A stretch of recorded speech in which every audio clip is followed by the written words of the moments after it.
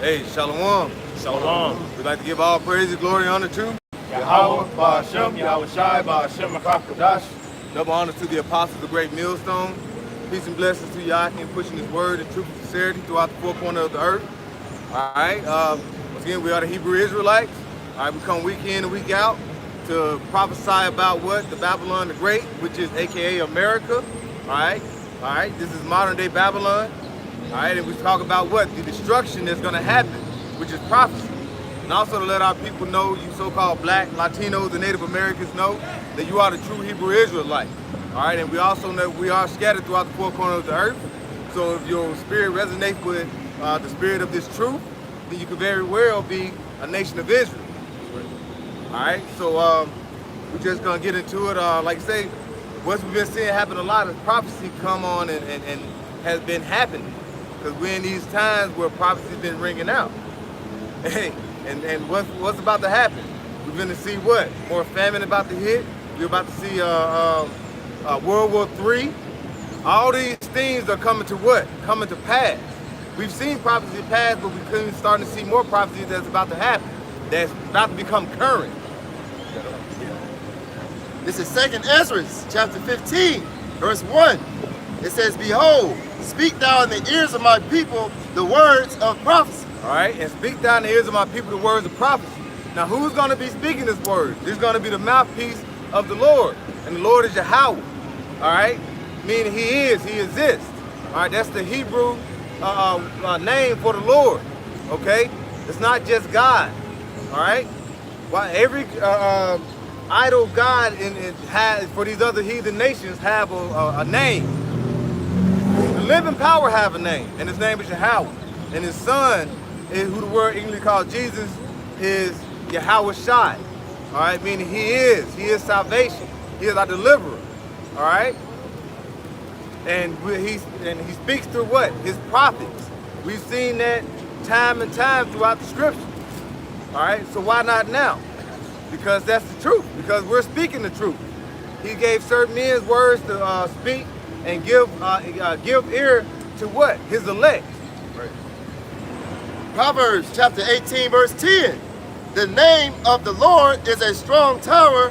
The righteous runneth into it and is safe." Yep. Hey, and that's why you say you run into it and you are safe. And there's one thing you have to know is what is his name. Proverbs 30, around the 4th verse, it goes into that. Talking about what is his name and what is his son's name if thou canst tell. Right. All right, so you have to know the name of the Lord. All right, that's first and foremost. Now, if that's the only thing you're supposed to do, no, you get the name, then you go about getting that what? Wisdom, knowledge, understanding, as it says in Isaiah 33, around the 6th verse. Nahum chapter 1, verse 7. It says, "Yahweh is good, a stronghold in the day of trouble. Woo. And he knoweth them that trust in him." Yep. Hey, and that can link up with what Jeremiah 30. In these times, things are finna get worse. All right, we're finna get into Jacob's trouble, which you might well say we're in it. It's just gonna basically ramp up. All right, it's gonna be a time that's never seen before. Yep. All right, but the elect is gonna be saved out of it. Now, when you say, okay, you have these Christians say, okay, hey, well, just believe it, you're gonna be saved. Okay, so who is your power? Who is gonna deliver you? Right. Everybody gonna be saved? These are questions you gotta ask yourself. Right.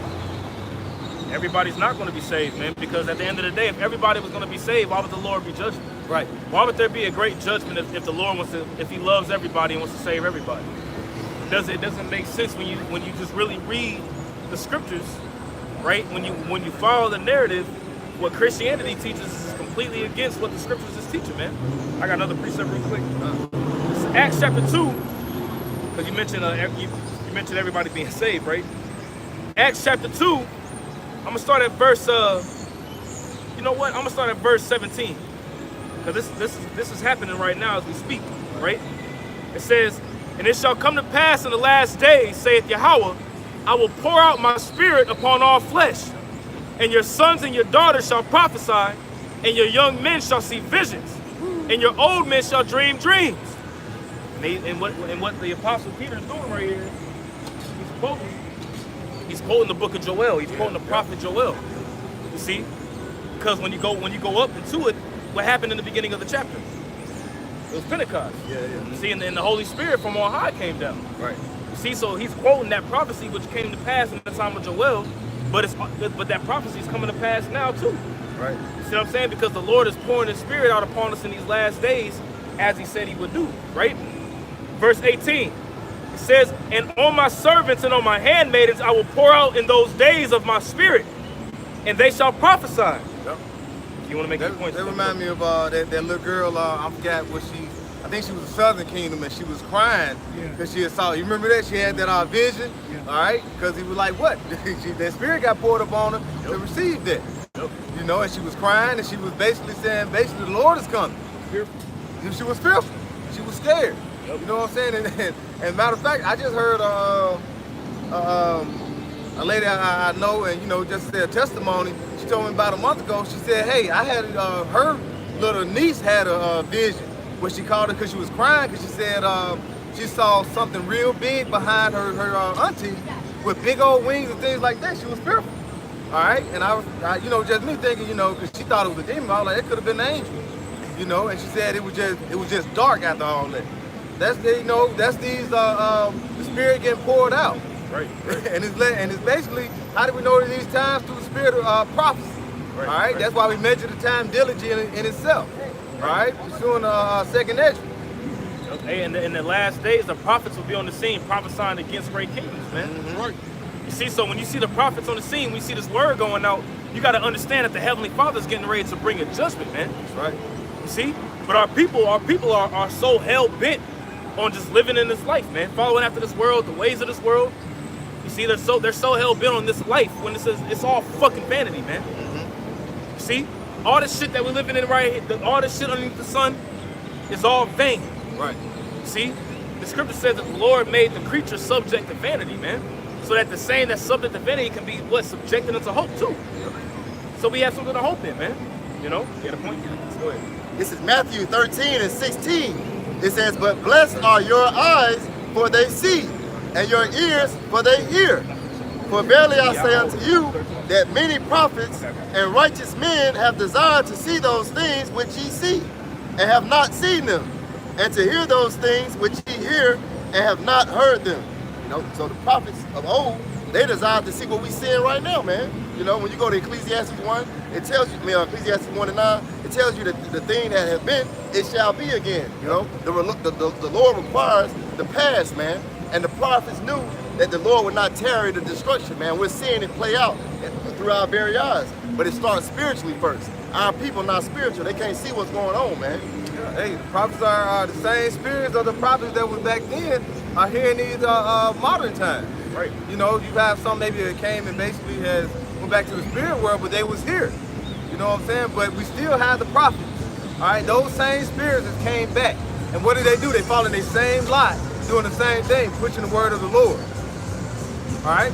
So like it says, hey, it's high time to wake up out of sleep because these days are evil. All right? It's on Ephesians 5. And the scripture says that, it says in the last days, perilous times shall come, man. If you can't see that we're not in a perilous time right now, if you don't think that we're not in perilous times right now, man, then you mistaking yourself, man. Yep. That spirit of slumber, that spirit of deep sleep is still upon you, man.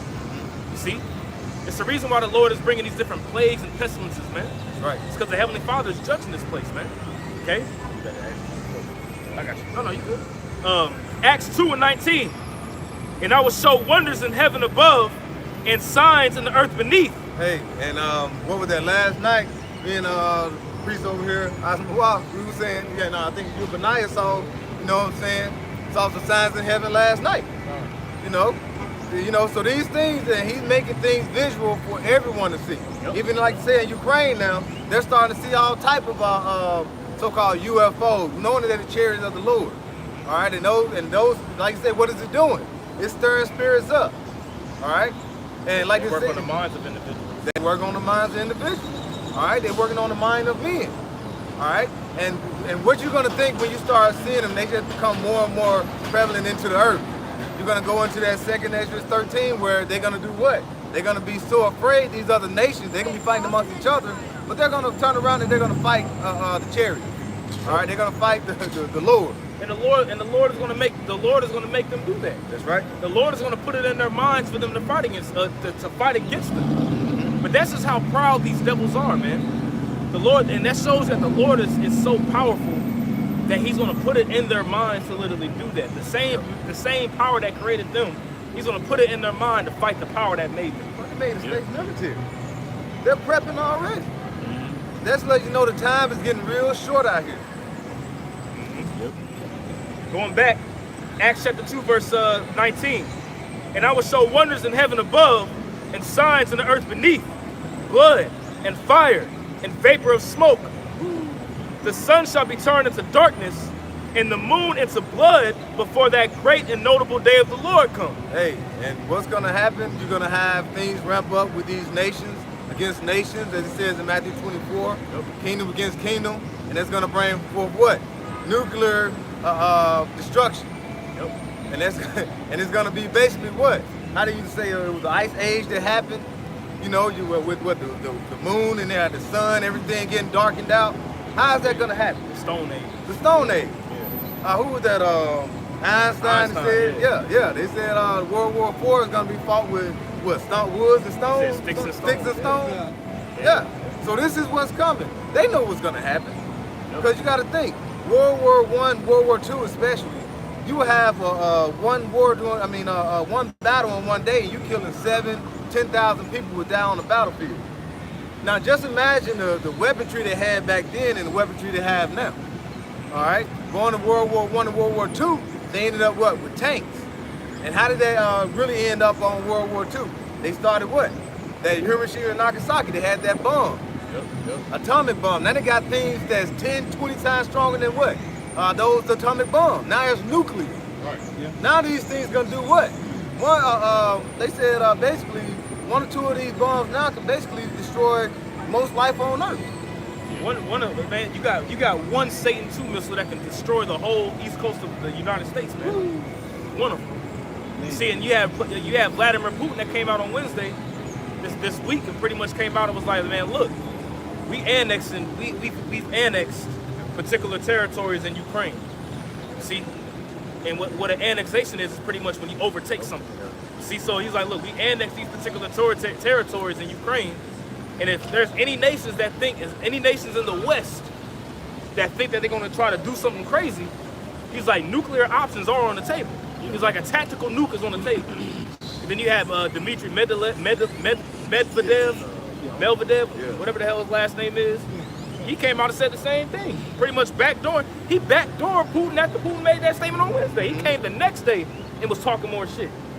So why do you think that these different military leaders, specifically Russia, according to prophecy, specifically Russia, in the United States are talking more so about nuclear war? Why are the chariots out there in the Ukraine, hundreds of them being seen, and they're like, look, there's so many of them we can't even count them. Yep. It's because the minds of these individuals are being worked on, and the Lord, Yahweh Bashmal Shah, the scripture says what? Promotion cometh neither from the east or from the west, right, but from the north to the south, man. But the Lord is the judge. He puts down one, and He sets up another. That's right. You see? That's right, bro. It was the reason why there was chariots. It was chariots during the fall of 78, the time of 70 AD. It was a chariot that guided Christopher Columbus's bitch ass over here, man. St. Elmo's fire, that was a chariot that guided him literally through the seas and led him here. What do you think that was for prophecy to be fulfilled, man? Same things, man. Most chariot sightings that you see in the world right now, if you look on a map, is here in America and over there in the UK and in Russia. Yep. Why would that be the case? The whole beast system, Gog and Magog, and this whole beast system, right? Yep. Hey, now the whole beast system is getting ready to fall down because, like I said, it's a system, all right? It's a weight, all right? So it's basically going to be brought down by what? Like I say, Gog and Magog. Yep. That's going into what? Russia. And and that said, and Russia is not a part of that beast. all right, is going to be utilized to basically bring the end to that beast. Now, is they going to rule after that? Hell no. Who's going to rule is what? That's setting up what? The kingdom of heaven. Right. All right? Yeah. Yeah, going to how they want to lift themselves above and think they're going to last forever, right? And the Space Force, their motto in Latin is Semper Supra, which is name. It means always above. Always above. Always above. Isaiah 14. Yep. I will exalt my throne into the heavens. I will be like the Most High. I will set my throne in the stars. Yep. Come on, man. That's the fucking devil, man. That's Esau, man. The so-called self-proclaimed white man. He said, who shall bring me down? All right? Hey, Obadiah went into all that, right? And you have Christians that don't even know about the book of Obadiah. I've had somebody I mentioned the book of Obadiah when I first got into the truth, and they were like, what is that? Yeah. They didn't know what I was talking about. Yeah. I didn't know I ain't never heard of no book of Obadiah before I came into the truth. I ain't never heard of Esau. I ain't hear Esau. You know what I'm saying? Hey, you know what I'm saying? Shit, I didn't know nothing about the Bible. I just Except know for Moses, Yeah. the Lord, Yeah. you know what I'm saying? The Prince of Egypt, Yeah. you know what I'm saying? I've heard of King David and Goliath, of course. But, all them years of going to church and all that No madness, idea. and after all them years, you don't know nothing about what the scriptures is talking about. I thought Jewish people, you had to have that little side curl on your head. Yeah, the Jerry You curl. know, the little Jerry curl. You know what I'm saying? This is Isaiah 13 and 17.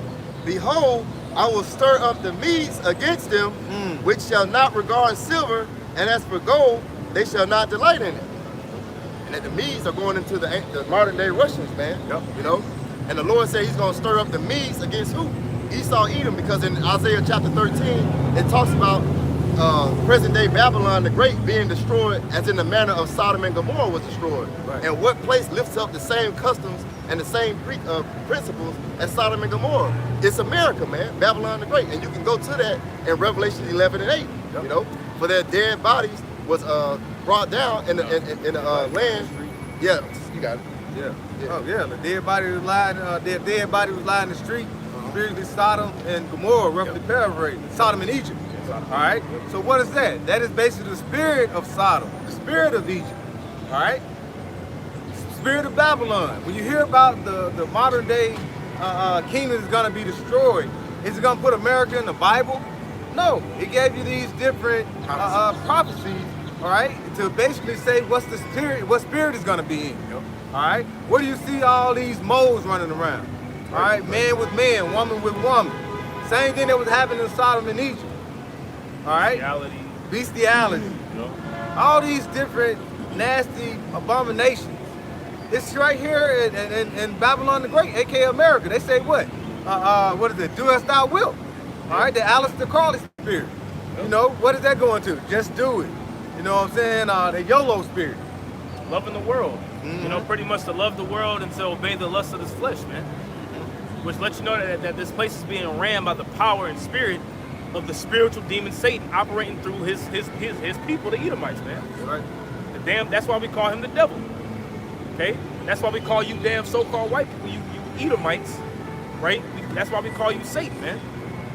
See? We ain't calling you the devil for shits and giggles just to be sound cool. Yeah. No, your group of people, your nationality of people, you Edomites have completely wrecked the whole society, wrecked the whole world, man. Right. You see? You done jack the air up, you jack the water up, you jack the food up, Yep. you jack the people up, you jack the animals up. You see? Everything that you touch, it dies. Yep. Here it is, you've been given the planet Earth and you completely just wrecked it. That's why we say the Earth needs new rulership, man. Yep. It needs new management. It's like you give your son a car, it's for you, and take good care of it. And soon as he drive off, you see him about a month later, and he done had like 7 or 8 different wrecks in it. He done ate all type of Whataburger and shit, throwing the trash in the back, just saying the hell with it. Like, damn, bro, I gave you this to take good care of it. Right. And you knew it. The Lord knew. He just, I just wanted to show you that you basically are the worst. I got some. Go ahead, Osborne. This is Ecclesiastes 10 and 16. Woe to thee, O land, when thy king is a child, and thy princes eat in the morning. Woe to them, and like I said, we read that again because it said woe to the land. Yep. Ecclesiastes 10 and 16. Woe to thee, O land, when thy king is a child. Bro, you have through all type. You made a material where where you basically can't. It basically takes what, like 500 to 1,000 years to break down. Right. What is that plastic, man? Where do most of this go at? Going to the ocean and the seas, and what happens? Marine life is suffocating. They'd rather jump and beach themselves instead of what? Instead of standing there and suffocating. Yep. All right, we got. It's in our bodies too. That's right. Hella plastic in our bodies, man. Yeah. You got it. Hey, and like I say, that plastic you get them delivered in these hot ass trucks. You know, 150 degrees in this truck, if not hotter. What is this plastic doing? And like I say, water bottle. Damn plastic and this damn fumes and stuff is getting in there and what? Contaminating the water. Yep. But you gotta drink the water. Hell, you can't drink it out the faucet. Look at Mississippi. Mississippi, that water coming out brown as hell. Yep. This nigga have polluted and destroyed the whole earth. Hey, look at Flint. I mean, they ain't never said they fixed the issue in Flint, Michigan. Nope. They ain't never came out and said, oh yeah, by the way, y'all, the Flint, Michigan water system is fixed. You know, my bad. They ain't come out and, you know what I'm saying? They ain't come out and say nothing like that. Flint, Michigan's water has been completely jacked up, man. Yep. And who's the majority of the population of Flint, Michigan? Jake. Yep. Israelites. Predominantly the so-called Negroes, man. It's all systematic, man. Even out there in Mississippi, man. Mostly it's Jake. areas, yeah. Most areas, you know what I'm saying? Yeah. So come on, man. It's obvious what they're showing you, what they're doing, man. You know? Yeah, even in Flint, Michigan, they knew about the water. What was the mayor or the governor? He knew about it. Right. And he let it keep going. Yeah. Like what the hell with it? And it was actually you can basically pull it up in Alabama, some part of Alabama where they had this plant that was basically spilling all type of toxic waste material in the water. And over the years, in this little small town, you had so many people getting cancer, you know, and they knew about it and they just let it ride for so long. And they had a little documentary on it. I don't forget what city it was, but you put it up in Alabama. These little southern states where they know a lot of Jake is at, they don't give a damn. But even like I said in Michigan, they don't give a damn. One thing, what do they want to do? They want to kill you so-called Black Latinos and Native Americans.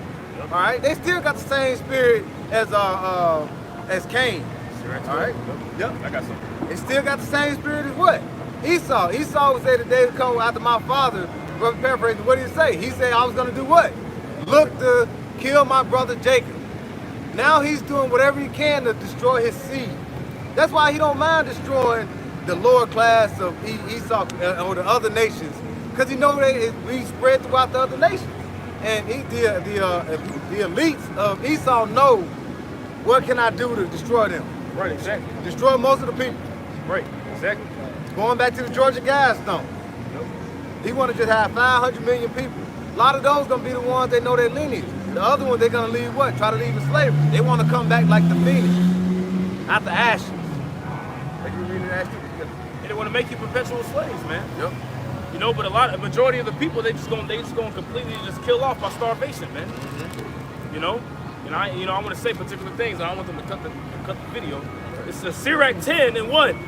The point is in verse 4. It says, a wise judge will instruct his people, and the government of a prudent man is well ordered. Wouldn't a judge or a king want to do whatever he can to support his people, do whatever he can to have his people to have a long living life?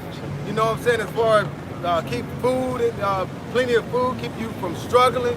A wise king would do whatever he can and get wise counsel to move forward and have his kingdom to do what? Flourish. Yeah. But this damn nigga don't want to do that. Yeah. It says that the government of a prudent man is well. It says that it's well ordered, man. It'll be a well-oiled machine, man. Right. You ain't gonna have men and women pretty much in the same area. You know, pretty much a woman doing a thing of a man and a man doing a thing of a woman. You know, it's gonna be well ordered, because what does government mean? The government means to control the mind. You see, that's why whenever we're gonna be in rulership, we're gonna establish our government upon the planet Earth, man. See, the mind and the way of Yahweh Bashmal Shah is gonna be pushed on the planet Earth, whether people like it or not. See, but it ain't gonna be no chemtrails in the air. It ain't gonna be no defiled foods. It ain't gonna be no GMOs. You see what I'm saying? You're not gonna have all these different kinds of so-called sexes. I'm demisexual, you know. I'm sapiosomosexual. All this stupid ass shit, man. You know, Esau's a goddamn asshole, man. You know. Continuing on, just quickly, you mentioned that, and they said, you know, all these different type of genders now. When you look at somebody was mentioning on one of these little small little responses on YouTube, he was like, regardless of what they say, if you find these bones and different things 20, 30, or 100, 200 years later, you're just gonna see two genders, male and female. Yeah, right, exactly. I mean, because at the end, man, you know what? I ain't finna even go there. Sirach 10:2. As the judge of the people is himself, so are his officers. And what manner of man the ruler of the city is, such are all they that dwell therein. And that goes both ways, man. You know, if you got an officer that's righteous, you got an officer that's pushing the law, statutes, commandments, and Yahweh Bashim Shah, that vibration is going to be pushing the planet Earth, man. Right. It's going to be pushed upon your children. It's going to be pushing the atmosphere. The animals it's going to be pushed upon the creation, man. Yep. But when you got a goddamn psychopathic maniac like Esau ruling, everything's out of whack, man. Everything is out of order, man. You see, birds don't know which direction to fly at times because we're here in December now. It'll fuck around and get 70 degrees one day, then the next day it'll be an ice storm. But they all confused, you know what I'm saying? They flying, don't know what the hell's happening. You know? Children are coming out just confused as hell. Yep. Because you got little girls, which, you know, in the ancient world it was normal for a woman to have a child, you know, when they was little. But it was well ordered though. Right. There wasn't little girls. You know what I'm saying? Organized. Right, there wasn't little girls. They would already have something to stab, you know what I'm saying? But now it's just it's a fad now, like that video of that chick hitting herself in the stomach with a fucking hammer. And everybody just do shit for clicks, man. You know? Continuing on Salakia. Verse 3. An unwise king destroyeth his people, but through the prudence of them which are in authority, the city shall be inhabited. Right? Who's going to be in authority? Jake, we're going to be in authority, man. Right. Man. So the whole earth is going to be inhabited in its fullness. That's right. Right? Verse 4 is the point. The power of the earth is in the hand of the Lord, and in due time he will set over it one that is profitable. Yep. Hey, he's going to set one over that profitable. He showed you when you give it to a heathen, what happened to the earth. All right? And the lords are the lords of the heathen. So what he got to do, he got to basically show you, like, this ain't where it's at. This ain't how you basically govern the earth. This is what Esau is doing. It brings forth. He's a harbinger of death, as it says in Revelations 9. Wherever you go, that horse, what was the red horse? Wherever you go, death follows. Yeah. Hell and death. Yep. Power was given unto him in a great sport. Hey, the earth given to the hands of the wicked. All right. So, like I said, he didn't take it; it was given to him. All right. And just like Pharaoh during the time, what did the Lord do? He gave it to him and raised his power up to show what I can bring him down, no matter how high this man would become. Right. Same thing they're doing to Esau. Esau, like I say, this kingdom is the most lucrative kingdom in the world. You got to think these other kingdoms, Babylon, Persia, you know what I'm saying, Greek, Romans. They just had a certain part of the hemisphere of the world. They was on the eastern. Esau influence, the Western ways has been influenced throughout the whole hemisphere of the earth. I mean, the whole earth. This man is basically put his wicked ways throughout the whole entire earth. Right. That's why that the African president in one of them African countries said, "Hey, we are not going to follow your Western ways. We are not GAY." I don't even want to say it, but that's basically what he's saying. He's not going. And when they think about the Western way, what's the first thing you think about? The mode. All right, and that's basically one of the main things they said is the start of a downfall of a kingdom is what? Basically mode. You know what I'm saying? It's fucked up that you gotta say it in code and shit. Yeah, and their women. And they're women. Yep. All right. Yep. When you see how the way women act, you can see the society of a kingdom and how it's being operated. Yep. When you got a woman when you got women who are fantasized and pretty much elevated onto this high pedestal, whereas their say so goes in the society. Right. Your kingdom's done. Your kingdom's it's weighed in the balance already, man. Getting ready to fall. As he saw, he liked to say had that feminine spirit. The hell they mean, Esau's being a feminine. You know what I'm saying? This is Psalms chapter 9, verse 15. It says, the heathen are sunk down in the pit that they made, and the net which they hid is their own foot taken. Because before all this got to going, America, okay, precious plantation Christian foundation of America, these nations came together and consulted to hide us as a nation, right?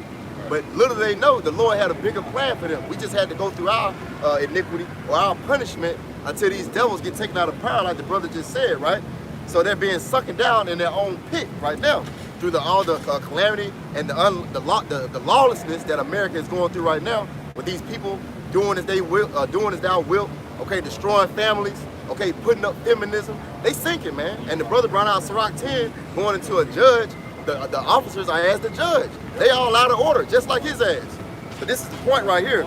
I'm gonna go to verse 17. Psalm 9 and 17. It says, the wicked shall be turned into hell, and all the nations that forget the Most High. What psalm was that again? Psalm 9. Read that again. Yeah. What verse? I started at verse 15. Oh, okay. So Yeah. that can you go down to verse start at 11 and read down? Yeah. This is Psalm chapter 9 and verse 11. It says, sing praises to Yahweh which dwelleth in Zion. Declare among the people his doings. Hey. So I can read it. Yeah. Psalm chapter 9 verse 11. It says, sing praises to Yahweh which dwelleth in Zion. Right. Declare among the people his doings. Declare among the people his doings, man. Right. You declare it among his people by doing what? You go into the ways of old, man. Right. You declare unto the people Yahweh Bashim Shai's doings from his what? His actions. You see his acts, man. You see? The way of old, but these are new things in this modern time. All right, so these are new things in the earth that people are seeing. But what we're doing is coming out, prophesying and declaring and prophecy saying, hey, these are the ways of Yahweh Bashim Shai. Right. When you hear something like that and never heard the name, so you'd be like, well, what are you talking about? What is the Bible? Who are you talking about? Who is Yahweh? Who is Yahweh Shai? All right, because these are basically new things in the earth, but it's something that was of old. This is something that's of old that we've been basically coming about the highways and byways. Like I say, the Lord brought the word back into, like I say, in remembrance. Going into the late 1950s, the early 1960s with Habitation. Yeah. You know what I'm saying? So now, but the knowledge is what? Increased more and more. All right, so we got this wisdom, knowledge, and understanding. But like I say, it's gonna be for everybody. Not even for all of Israel now. It's gonna be mainly for the elect. This is Psalms chapter 9 and verse 12. It says, when he maketh inquisition for blood, he remembereth them. Mm-hmm. Hey, and like you say, we make the Lord make inquisition. What requires blood? A sacrifice. Exactly. You know what I'm saying? That what requires a blood. And it's gonna be a big sacrifice when the kingdom, when the change, the Lord set one down and raises up another. All right? Yep, real quick one for you, since you mentioned sacrifice. Isaiah 34, verse 6, it says, Isaiah 34, verse 6, the sword of Yahweh is filled with blood. Woo! And with the blood of the let me read it again. The sword of Yahweh is filled with blood. It is made fat with fatness, and with the blood of lambs and goats, with the fat of the kidneys of rams. For Yahweh hath a sacrifice in Basra, and a great slaughter in the land of Idumea. And when you go, and like I say, this is modern day Basra, right? Okay? And if you go to Isaiah 63, it's going to break it down what the Lord is going to do. And like I say, it's going to be a great sacrifice. All right? And then, like I say, the Lord requires blood. All right? And that recompense is coming. They said in Isaiah 63, who is this coming from Basra with those dyed garments? Yeah, exactly. All right? So this is something that's going to happen. That's a prophecy. That is a prophecy. So that's what's coming to this land. Babylon the Great, Sodom and Egypt, as the priest mentioned in Revelations 11. That's what's coming. Go ahead. What does Basra mean, man? It means sheepfold. So who's the sheep? Who's the sheep that's pretty much captured in the fold right now? Jake, in the hands of Esau, man. You see? So I'm gonna continue on real quick. It says, and the unicorn shall come down with them, and the bullocks with the bulls, and their land shall be soaked with blood, and their dust made fat with fatness. And the unicorn, what is a unicorn? That's just one. Yeah, well, unicorn is like pretty much like a wild ox. Wild ox, yeah. You know what I'm saying? So pretty much it's figuratively going into sacrificial animals, man. You know, because America's nothing more than just a big altar that the Lord is going to send fire upon and just completely burn this place up, man. Yep. See? And as we're on the altar, as it says that in Isaiah 19, it says that what? Altars shall be pretty much raised up in Egypt, right?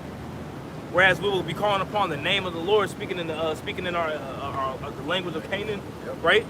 As his sacrifice is going out, the Lord is smelling. He's smelling our sacrifice, man. See? So what he's going to do? He's going to, matter of fact, verse 8. For it is the day of Yahweh's vengeance, proving that the day of the Lord's vengeance is linked with Esau falling. That's right.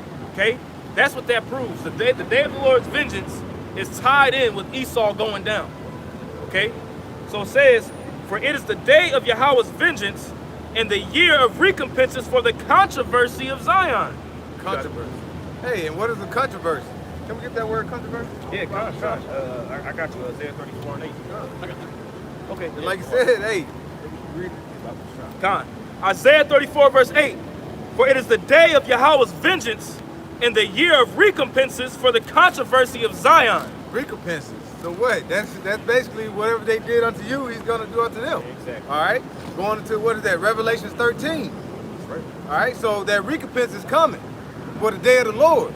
All right? And the day of the Lord, it says, it's going to be darkness and not light. It's going to be very dark. All right? That's right. This is H7379, Rayab. It says strife, dispute, a quarrel, a case at law. Yeah, so the Lord got a quarrel. It's going to be a quarrel, a dispute. All right? For what? The nation of Israel. Because what they have, hey, this is the worst captivity we've been in. All right? Because like I said, it wasn't only just a physical captivity. It was a captivity of what? The mind, the law. He basically came in and basically destroyed who we were. Yep. All right? But now we're coming back into remembrance. But like I said, it's just going to only be a small, minute number that's going to come with that remembrance. So the rest of us going to be, the rest of Israel is going to be destroyed with what? Their father. You know, you father, like you say, your father the devil. Right, As it says in John 8, around the 44th verse. So you're going to basically see this big sacrifice, all right, that's going to be here in Babylon the Great, because it's going to be what? Laid desolate.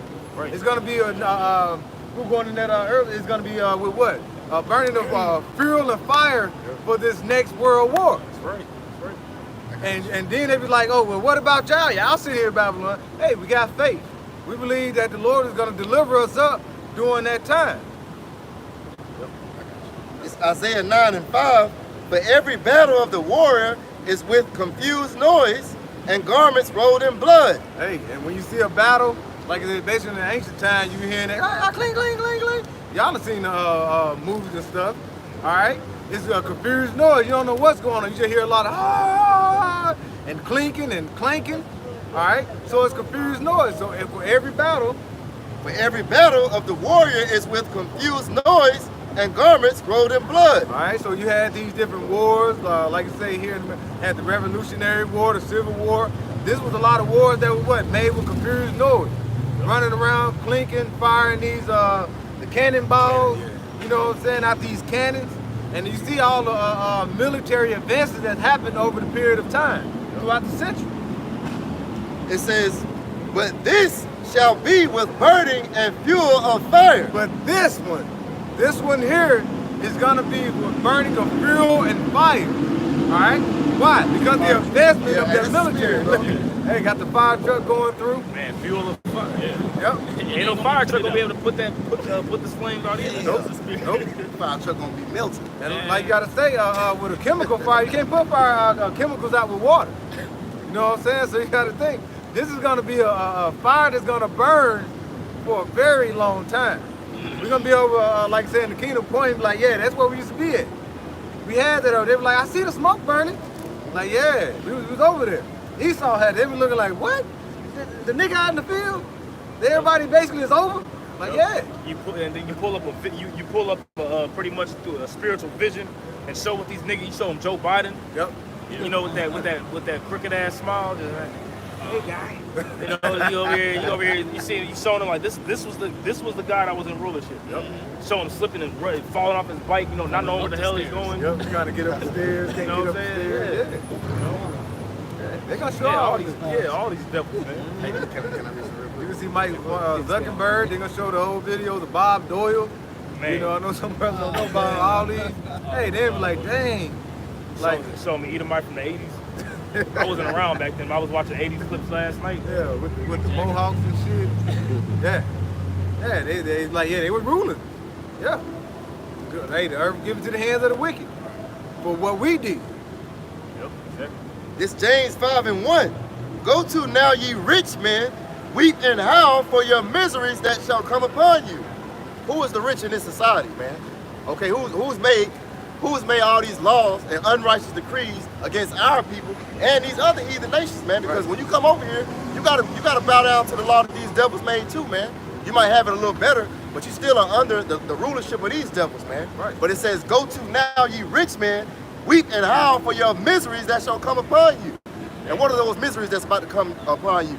The ruler or the translation, okay, or the migration of your rulership over into another people. Right. But it's gonna come by way of destruction and calamity to you, man. Yeah. That's why your misery is about to come upon you. And another thing in the misery is the key thing. They gonna be put in slavery, man. That's right. See, they're gonna be put in chains, man. You know, and they think the slavery that they did to us was bad, which was all ordained by Yahweh B'Shem Yahushai. But the slavery that's ordained by Yahweh B'Shem Yahushai by what's gonna happen to these devils? Right. Forget about it, man. I want to get that word miseries for you real quick in the Greek. This word miseries in the Greek is taliporia. All right, taliporia. All right, and that word miseries is hardship, trouble, calamity, miseries, and then it's from the root word taleporas. Taleporas. This is a spirit that's happening all over the earth. All right? When you're going through all that calamity, you know what I'm saying, misery, hardship, you're not happy. All right? Your heart be heavy. You feel sad all the time. You feel sick. Yeah. You know, that's why I got a lot of sickness, because people are not, you know, in a good state. Hey, the Murphys has been trodden down in Babylon. He had that illusion like everything was all good, but now you're starting to see things hit hard for his agenda that he set up for you. Now everybody's what? In mourning. Yep, the root word says enduring toils and troubles. See, these are the things that's gonna come upon them now, man.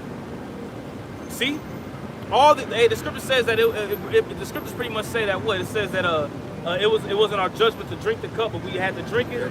But now the cup is gonna be passed through unto them now, man. And they're gonna assuredly drink that cup, man. The dregs and everything, man. No chaser. Just straight raw dick. Raw dick. Hey man, my inside joke people though, man. Straight raw, man, straight. Hey, the Lord gonna give it to him, man. You know? I got a precept. Because you mentioned controversy. Well, we read about the controversy, right? Yeah. This is Maslaki, go ahead. No, I was just saying that's the dispute. Con. Joel 3 and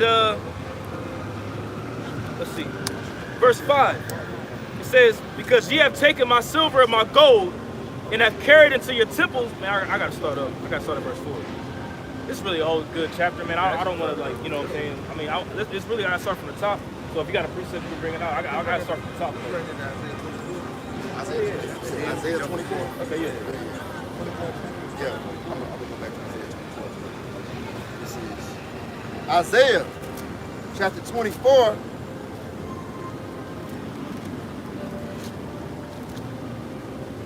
This man, hey, he done done too much. When you look at the earth, I mean, hey, when you truly look at it, nobody's happy. You live check for check. You know what I'm saying? You be in goddamn traffic most of your day. Then after that day, you gotta go to work. Then you up there stressed out. Then when you leave, you back in traffic. Then you get home, you can't enjoy your family because you're tired as hell. You're stressed out. You know what I'm saying? You know, you're going off on your woman off of anything. Damn, you got the peas too close to mashed potatoes. Just over anything. You just upset. Then you gotta go right to bed after you eat and get up and do the same thing over again. Right. Get your check, get what? Pay all these damn bills. Then you gotta save what you can just to get another, basically now every majority of the companies every 2 weeks or a month, you gotta wait to get paid again. To do what? Pay more bills. Pay more bills. It's a misery, a constant cycle of misery. A land with pretty much it says a bag full of holes, man. You know, everything that you do in the society, man, it's completely draining you, man. Yep. It's in the curses that says when you rest your head, you're gonna be thinking like, man, you gonna like when you wake up, you gonna wish that you was asleep. Yeah. Then when you go to sleep, it's just it never in the cycle of just hell, man. You know? Yeah, we hit the snooze. I was like, damn, hit the snooze. Oh, man, I want to lay back down. You get up the last minute because you want to stay in the bed. Bro, last minute. Shit. It's Isaiah 24:1. Behold, the Lord maketh the earth empty and maketh it waste, and turneth it upside down and scattereth abroad the inhabitants thereof. Hey, and like I say, when Esau, when he took control, you know what I'm saying, what happened in 70 AD? You know what I'm saying? He basically destroyed, you know what I'm saying, the temple of the Lord. We were scattered, and have we came back together since? No. Where did we end up? We ended up down in Egypt, ended all the way over here on, what is that, like a 12 or 13 month trip on a boat. And then, like I say, the southern kingdom came over here during the time of the Assyrian captivity. And what did they? And they brought them back over to the Portuguese in these other areas to do what? Serve slavery. And then they brought us this northern kingdom, the southern kingdom over here to what? Serve slavery. We've been scattered more and more throughout time. And the earth has been turned upside down. And like I say, in Zechariah 1 around the 15th, the Lord is sore pleased with the heathen that are at ease. All right, because they have did so much. He's like, damn, I gave you but a little. I gave you a little slack and said, I'm gonna give you the earth. I know you're the wicked, but I want to prove to my people, you know what I'm saying, that you're gonna basically, I'm gonna put them over you. Put you over them. And they did the damn fool. Look at today. He set up the basis of men over his people, man, That's the right. Israelites. You know, that was the best punishment. Okay, that was the lowest place that he could put us as a people, us being the holy people of the Lord. That was the lowest place he could put us. Over a devil, a damn dog like Esau Edom, man, you know. Why would you want to coincide with a man that basically is the basis of men? Why would you want to coincide with a man that everything he do, he basically is detrimental to life, all right? The Lord said be fruitful and multiply. So you want to have things to grow and preserve and have things to flourish, but he takes life. Even look at the plant life. You have plants, different fruit trees and different trees that produce seed. What do you say? You know what? I got something better. Let's go ahead and take the seeds out these fruits. They can't produce nothing now. And then do what? And let you eat them. No nutrients. Now you have lifespan has been getting what? Getting shorter and shorter. Next 10 or 15 years, if we're still here, Lord forbid, and like I say, what we're seeing now, we ain't gonna be here that long. Bro, the lifespan to be at its 40s. Hell, I'll be about gone, hell. Isaiah 29:16. Surely your turning of things upside down shall be esteemed as the potter's clay. For shall the work say of him that made it, he made me not? Or shall the thing framed say of him that framed it, he hath no understanding? That's Esau Edom, man. You know, everything that the Lord has made, he's flipped it, turned it upside down, bent it, twisted, okay? Put different members on it.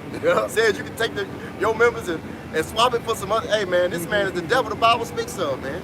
And he has a controversy with the ways of the Lord, man. And he's ushering in a new system or a new way of life that our people just gonna eat up, man. That's why he likened our people unto Satan. Or he said your father is the devil, man. You're of your father the devil. Because they're gonna do the same thing he's doing. They're in the same spirit he's in. And what's that? That is the end game. That's the end all be all. Esau see the chariots. He know what? Now he's saying what? We're gonna do whatever we can. I'm gonna make these people my people. I'm gonna be their God. All right? That's where the charagma coming in.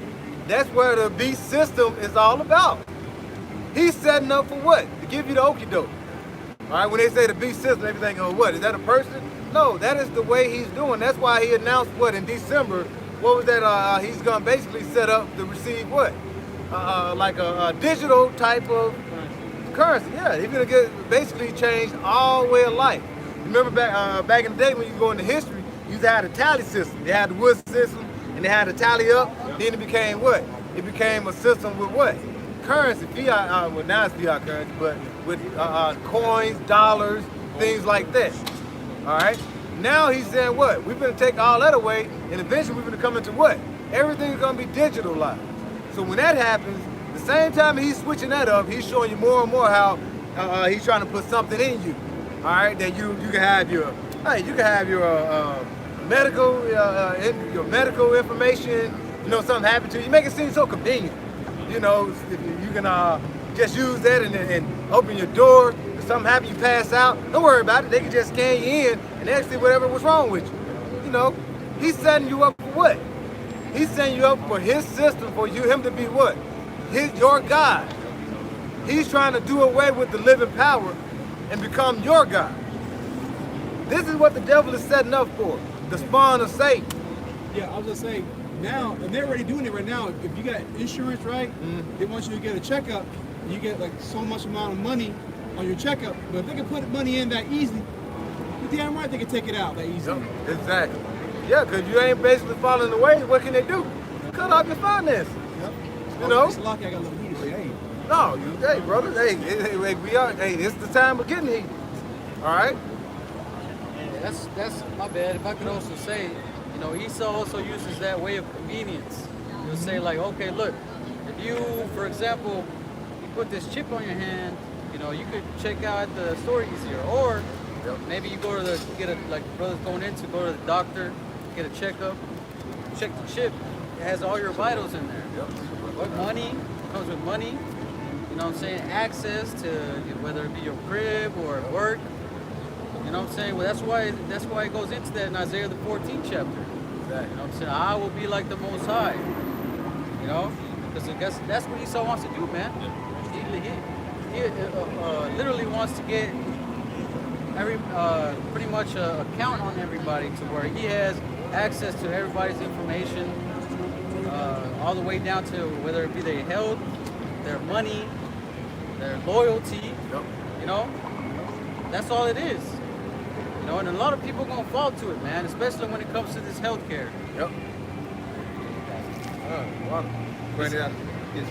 This is Ecclesiastes chapter 3, verse 14. It says, I know that whatsoever God doeth, it shall be forever. Nothing can be put to it, nor anything taken from it. And God doeth it, that men should fear before him. You know, going into, you know, the mindset of Esau Edom, right? When you consider the things like GMOs, when you consider, you know, mRNA technology, all these things they're signs. They give you a glimpse into the mind of Esau Edom. He wants to be the Most High, all right? That's why he's modifying the creation, you know, and ultimately, like the brothers are going into, he's going to try to modify people by putting in, you know, by inserting that MOTB. All right, you know, and that's the point. Hey, every year when you go and get your physical for your job, now they try to say what? Because I didn't have to go get a physical every year for my job back in the day, but now every year they basically they try to say, hey, to get a little extra money off your insurance or get a little money, you can go take a physical, and what do? Do a biometrics on you. what is the biometric? You've seen the video games now, biometric. They're trying to combine man, the flesh and the machine together. All right, and like I said, that's what he want to get into. One thing about combining that flesh and that computer, you know what I'm saying? That's basically giving it where he can give account of everybody. That's why, and we're gonna get it going into Revelation 13. He want everyone to get it. Even though, like I say, you have the homeless, you have people that live off in the woods. Cause now you can live off the grid. If you got that, you live off the grid if you want to, you still got something in your body. And that's gonna produce what? Different swords and things on you. He ain't telling you what's got the end all or be all of all that. He's gonna make it seem so convenient and so nice where, you know, maybe you're like, yeah, I want to get it. You know? Yep. This is Job chapter 20, verse 5. The triumphing of the wicked is short, and the joy of the hypocrite is for but a moment. Hey, and like you say, the Lord, he gonna give him these certain times that he can't, you know, like certain barriers that he can't pass. You know what I'm saying? So his time of rulership is but for a moment. All right, it's very, very short. You know, doing it because when did he come into going to Maccabee? What it goes and let you know that his time was going in what the time of the Greeks, starting with Alexander the Greek. This was his rulership, right? And he was put in for 1,000 years. He was basically brought back and put in the cave, but he came back out because his rulership, the time of him reigning was not over. But yet it's but for a moment. This devil is basically knowing that his time is short now, so what he's planning on doing? Trying to offset prophecy. Yeah. He's trying to set up for, let's say, if they become my people and not the Most High's people, then what I can do? I'm offsetting prophecy. But yet, the Lord has working the minds of men, he's setting them up to fall right into prophecy. Yep. Because they say the knowledge of wickedness is not wisdom. So he's trying to do all these things and ultimately get his NWO into place. Right. But it's really just you saying that the Most High creation wasn't enough. Ultimately, you know, saying that, you know, pushing the MOTB, right? It's not good enough. Okay, so that's why it's foolishness unto the Most High. All his wisdom that he's putting out on me. Yep.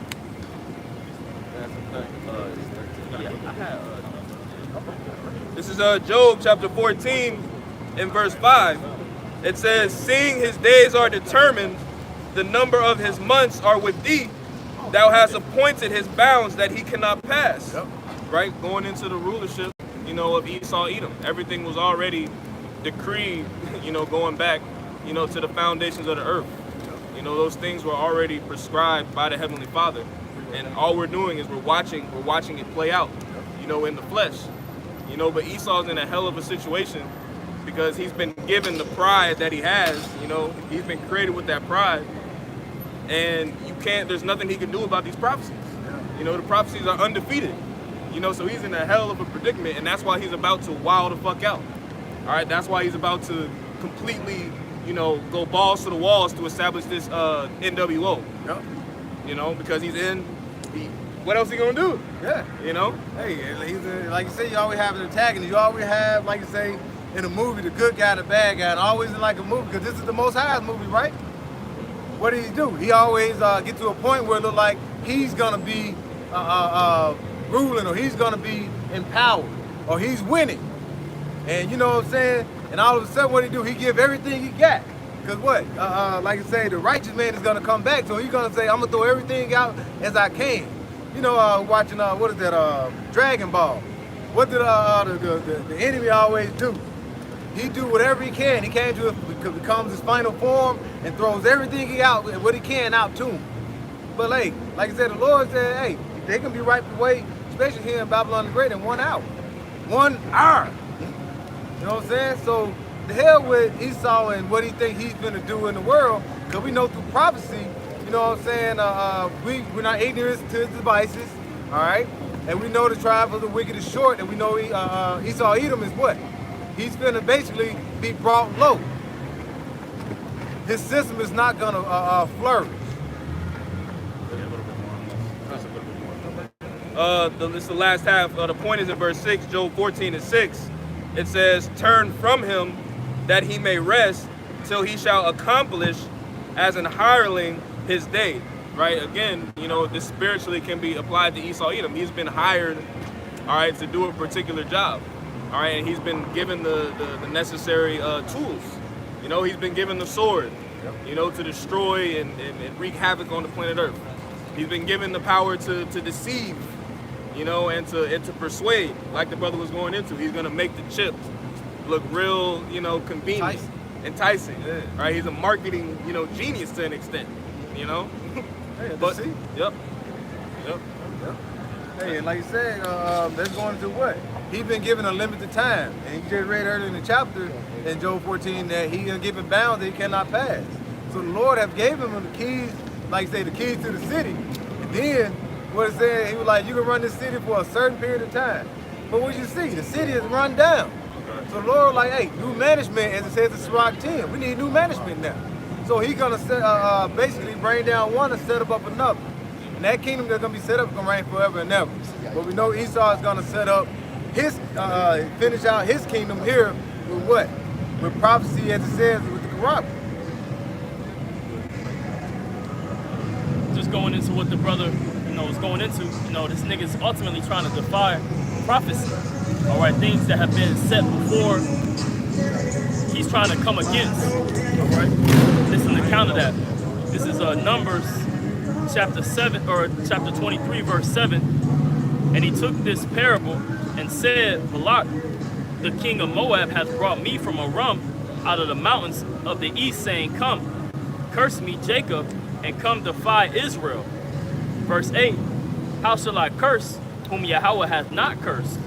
Or how shall I defy whom the Lord hath not defiled?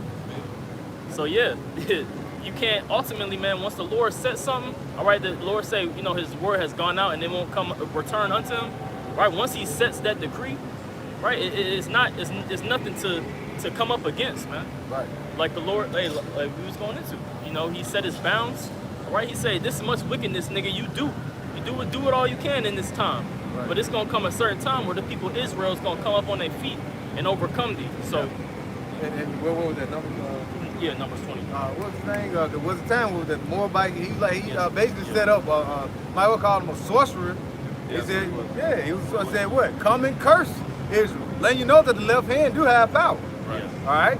But what did he say? He was like, hey, the Lord showed him vision before he went. You know? What happened at one time? He disobeyed because, like I said, the Lord still controlled the left hand side. What? His ass fell and wouldn't go a certain point. Just like Esau got his certain point he can go to, and what? He was gonna kill him, and the ass said, what? Why you basically, roughly paraphrasing, why are you gonna beat my ass?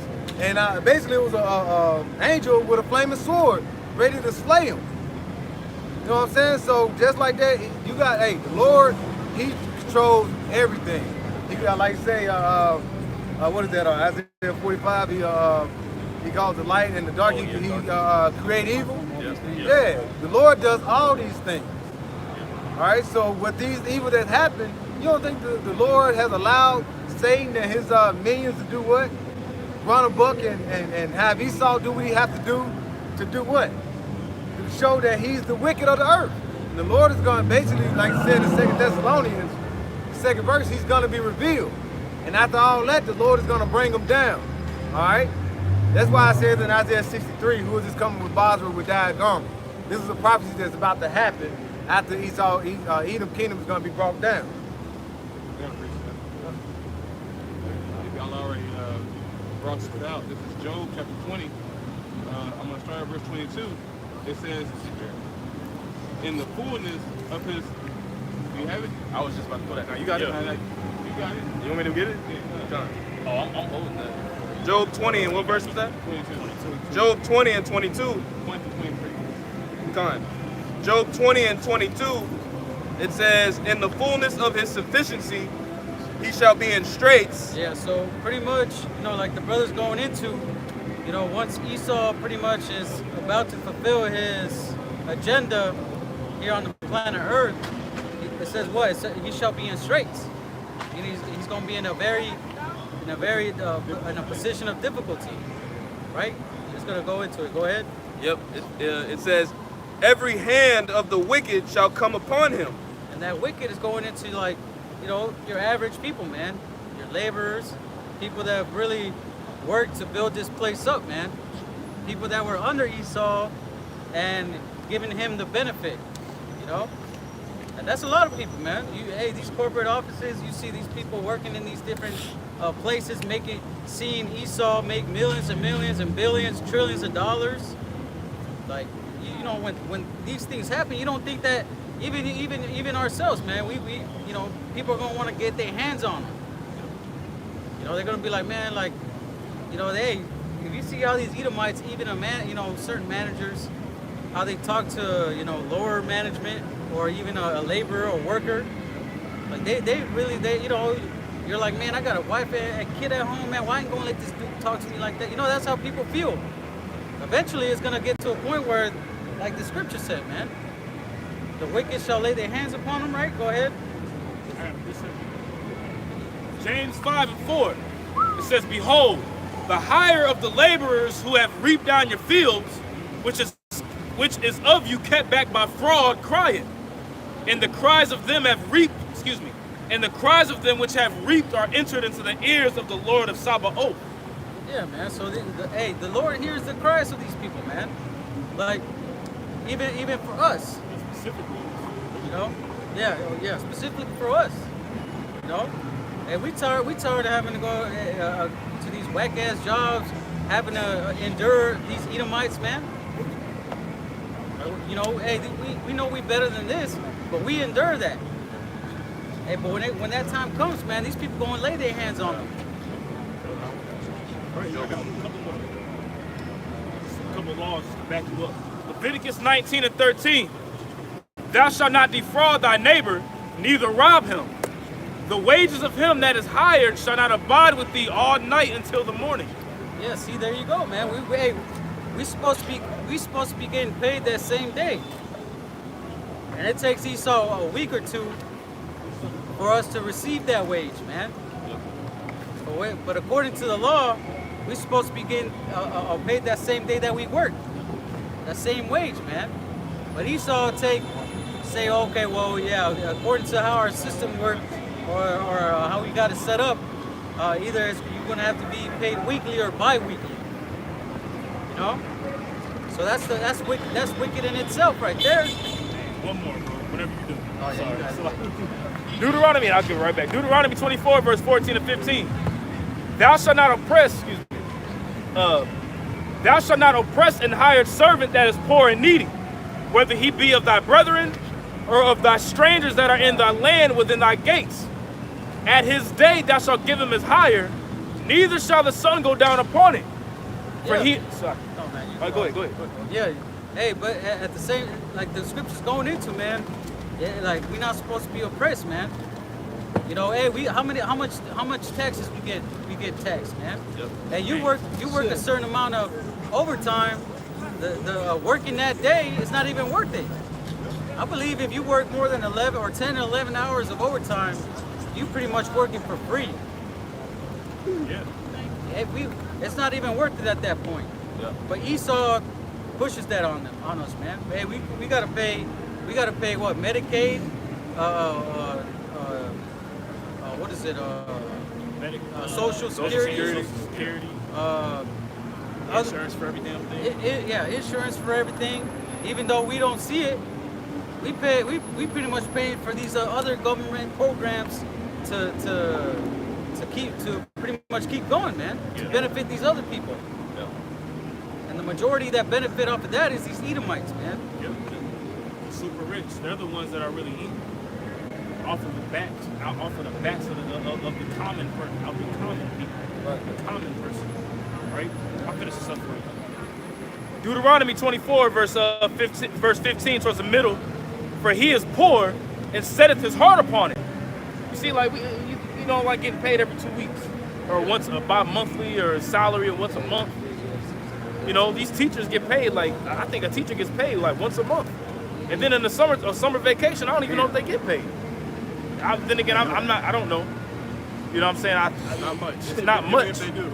You know what I'm saying? So it's like, you know, you got bills, rent, you got to get food, car insurance, cell phone bill, electricity, water, all these a car note, you know, all these different things you got to pay for. But here it is, Esau hold back your wages for 2 weeks, and then he'll give the money to you, but it'll be taxed out.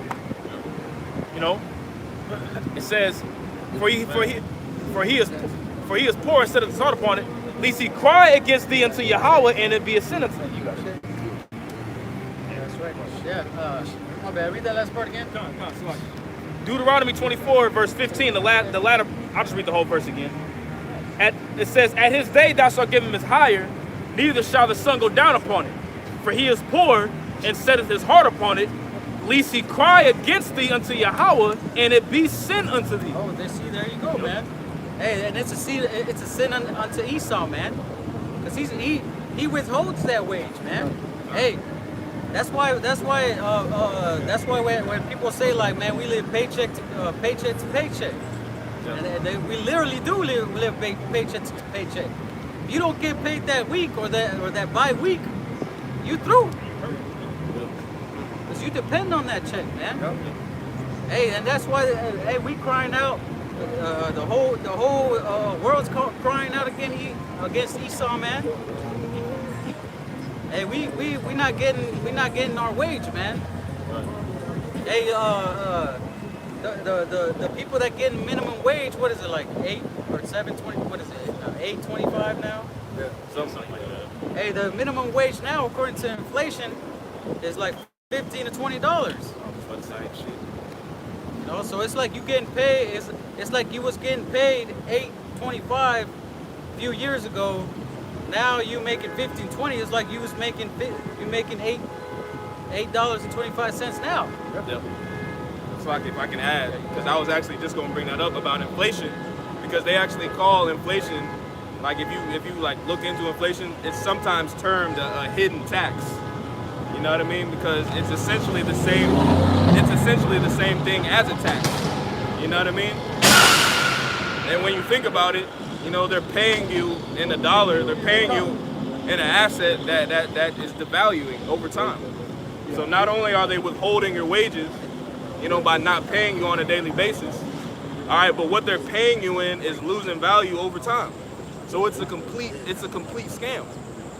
You know what I mean? And people, you know, people are dedicating their whole lives to chasing, you know, worthless pieces of paper. Yeah, you man, know? like you still making the same amount, but they raising prices on everything else. Yep. You know, so it's like, well, what about me? Like, when am I gonna get a raise? Yep. Hey, our company said that, okay, well, in order to combat inflation, you'll have to get this percent amount of a raise, which we can't do that right now. Well, like, well then, so you're gonna increase your prices, charge everybody else and their mom money, but I'm still gonna have to come to this whack-ass job and make the same amount, but my rent's higher, food, groceries is higher, Right. everything else I'm paying for, you know what I'm saying? Like, where is it gonna benefit me, man? Go ahead and go back to that, Joe. Okay. You know, so these are things that escalate, you know, to the point where oh, you had Yeah, I got it. I'll finish. I don't know if you dropped.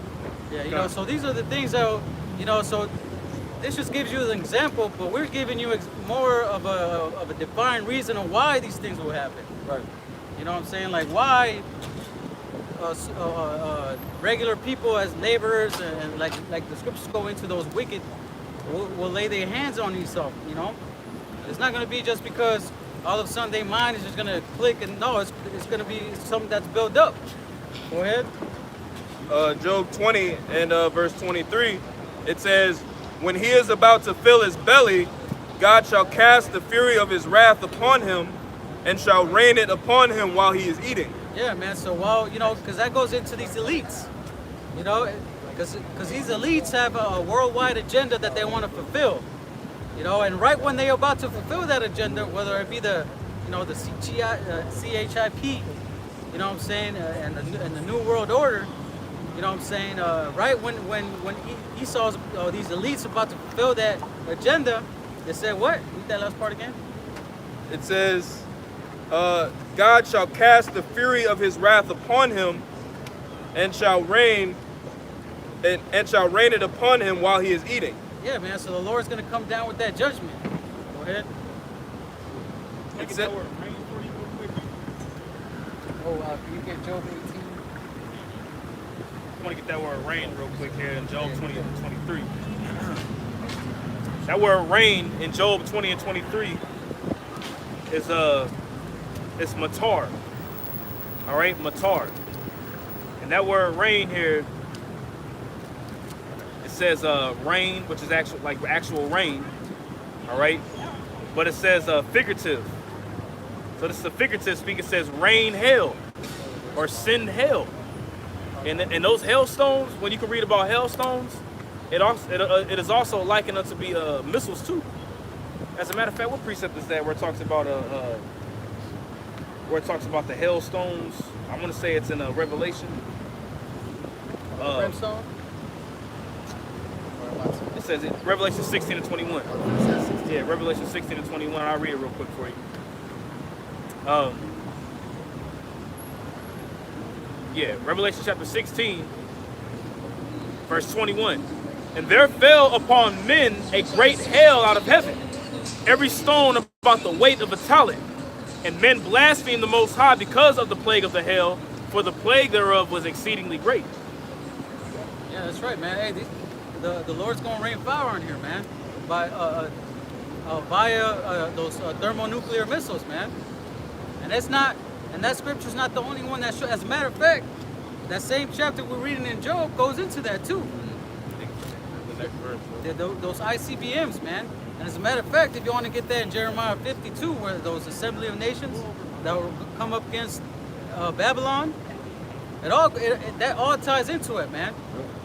Because these other nations is tired of America. You see the way America pumps itself against, whether it be China, Russia, Iran, North Korea, all these other nations, man. The way America carries itself, man. They eventually, and the laws and the statutes that they push out, the democracy, all the wickedness that America does pushes out in the world, man. These other nations, man, they're gonna get tired of them. That's why it goes into that fire coming down. Because where else is it gonna come from, man? The Most High is going to use these other nations to rain that fire on them. You still got that in Job? Yeah, you can read the next. Yeah, read that. Job 20 and 24, it says, he shall flee from the iron weapon, and the bow of steel shall strike him through. There you go. That iron weapon going into those ICBMs, man, the intercontinental ballistic missiles, which pretty much means that you can shoot one rocket from the one end of the earth all the way to the other, which that technology is barely available right now. And I guarantee you that a lot of these air defense systems are not able to stop it in time, man. Right. Especially when you're shooting hundreds of thousands at a time. Right. And if you go into America's air defense system, man, it's outdated. So if they were to shoot one right now, if they were to shoot a few hundred right now, I guarantee you they're gonna hit. Hey, Joel, That's can you read this real fast? Real quick. Yeah, I don't know if I can read that one. Yeah, I'll just read this one. I like to bring this one out. This is from breakingdefense.com. No U.S. missile defense system proven capable against realistic ICBM threats. Woo! There you go. Hey, man, hey, who was it? Was it China or Russia? They said that they have supersonic. Russia with supersonic, hyper supersonic missile capability, man. Esau here in America ain't got the technology to where it can shoot it down like that. China got some. Yeah. There you go. You got something? I'm straight to the point in Joel, the 2nd chapter. They shall run like mighty men. They shall climb the wall like men of war. They shall march every one in his ways, and they shall not break their ranks.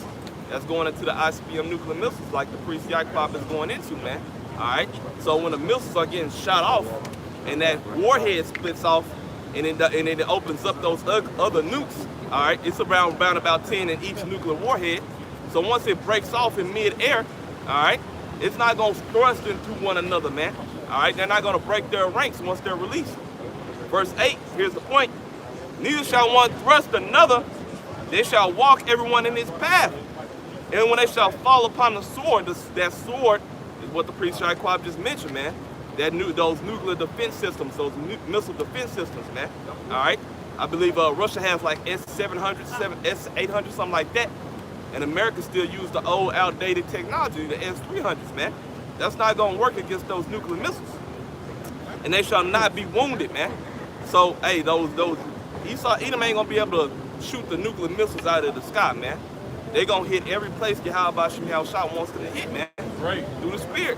Why? Because those nuclear missiles is one of the Lord's armies, man. So the Lord himself, his spirit is gonna be within those missiles to hit each and every point here in the land of Babylon, man. Along with around the rest of the world, because Babylon ain't gonna be the only place hit by nukes, man. Remember, Babylon is a great country within itself through its military might, man. All right, so hey, as Babylon getting shot at, Babylon's gonna be shooting back, man. You know? Yeah, that's the iron weapon. Hold that. You get that in Job 18. Oh, you got it. It's Ezekiel chapter 38, verse. I'm gonna start at 11. It say, and thou shalt say, I will go up to the land of unwalled villages. I will go to them that are at rest. Yeah, man, and this is that place. America's that city of unwalled. That unwalled village, man. Right. Because hey, back in ancient world, man, when a certain city or a village wanted to defend itself, it would do what? It would have walls raised up. You would have watchmen, you know what I'm saying, on top of the walls watching. They would have horns, you know, to warn the people of any threat or danger, like it goes into in Ezekiel the 33rd chapter, you know. Hey, but America is, you know, that's why it goes into America likened unto a woman that dwelleth carelessly. She ain't got walls around her. Yeah. She said, nah, we ain't gotta worry about them weapons defense systems. We good. Ain't nobody gonna have the cojones to throw missiles at us. You know, that's the pomp of America, man. Yeah. That's why they ain't worried about the air defense systems. They saying like, man, ain't nobody gonna do that. We good. You know, go ahead. You got something? Yep. This is Ezekiel chapter 38, verse 11. And thou shalt say, I will go up to the land of unwalled villages. I will go to them that are at rest, that dwell safely, all of them dwelling without walls, having neither bars nor gates. Yeah, man, and that's according to Isaiah, the 47th chapter, man. Hey, that woman that consider not the latter end. Yeah. That's the same thing, man. That's that unwalled village. Go ahead. It says they dwell in safety, which when that word safety in the Hebrew is batak, which means like pretty much to dwell with security. You see, so they think that their security is going to be in their missile defense systems. You see, that's why the scripture says though they say peace and safety, then sudden destruction cometh upon them. See, because the Lord, there ain't nothing for the Lord to shut down their missile defense systems. He's already showed that he's done it. With the chariots flying over a nuclear missile reactor. And I'm talking about the button will pretty much go off and and they're like, what the fuck is going on? And all of a sudden the chariot be right above it and it shuts it off and it'll just fly off. You know? I truly believe that believe that America's defense system is just not going to work in that dude.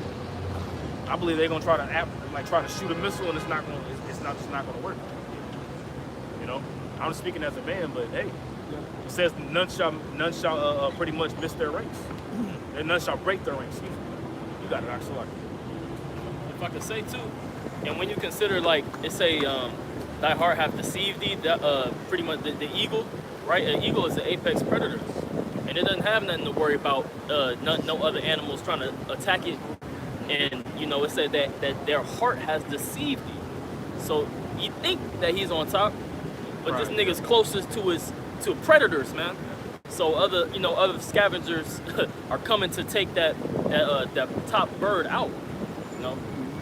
Yeah, the eagle's not flying in the air worrying about something else getting there. No, he's looking down.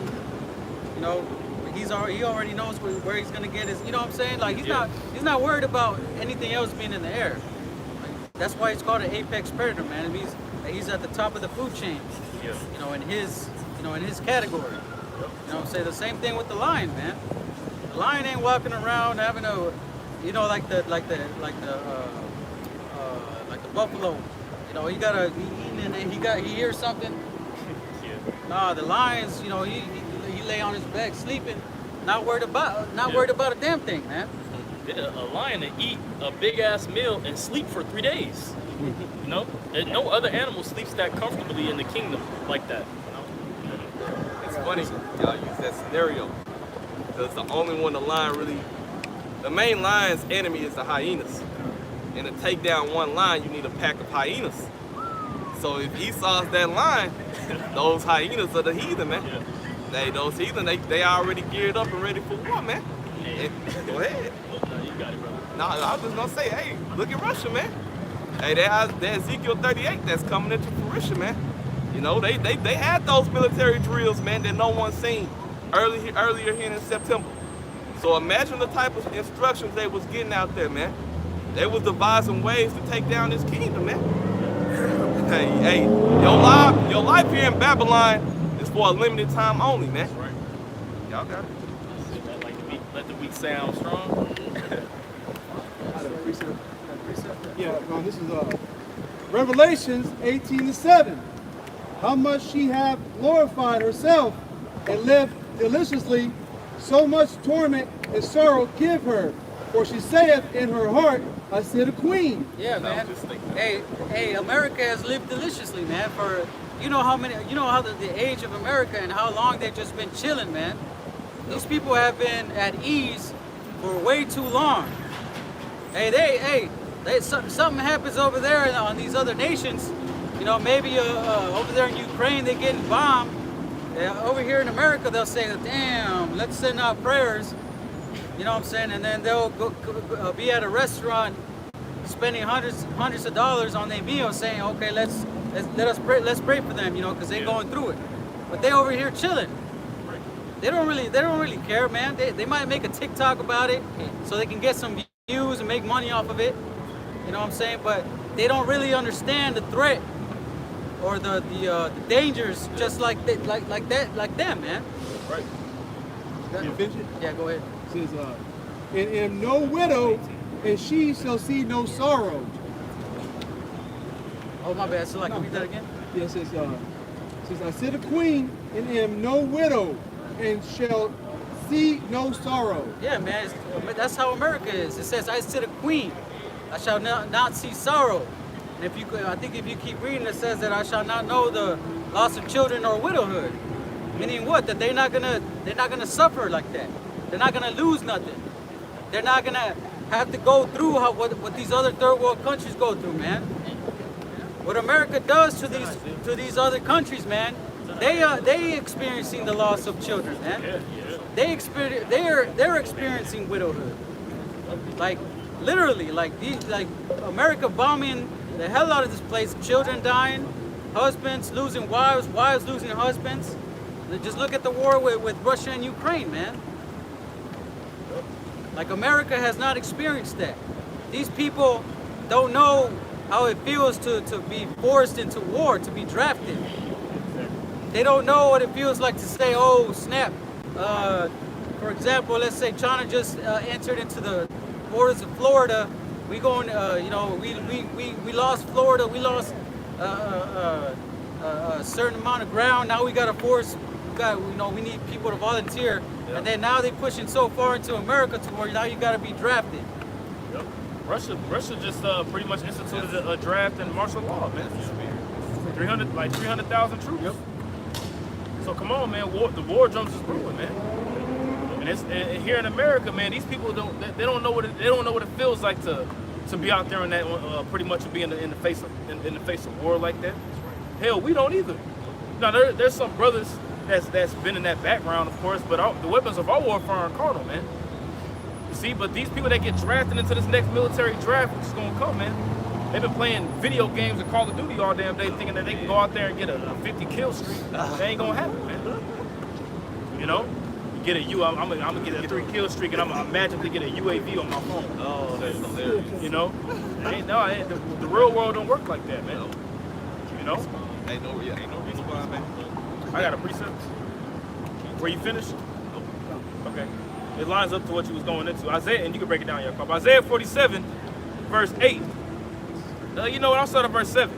It says, "And thou saidest, I shall be a lady forever, so that thou didst not lay these things to thy heart, neither didst remember the latter end of it." Yeah, man, and when you go into the primitive root word of that word lady in the Hebrew, I forget what it's called, but it pretty much, yeah, you can get it. That word lady is Gabarath.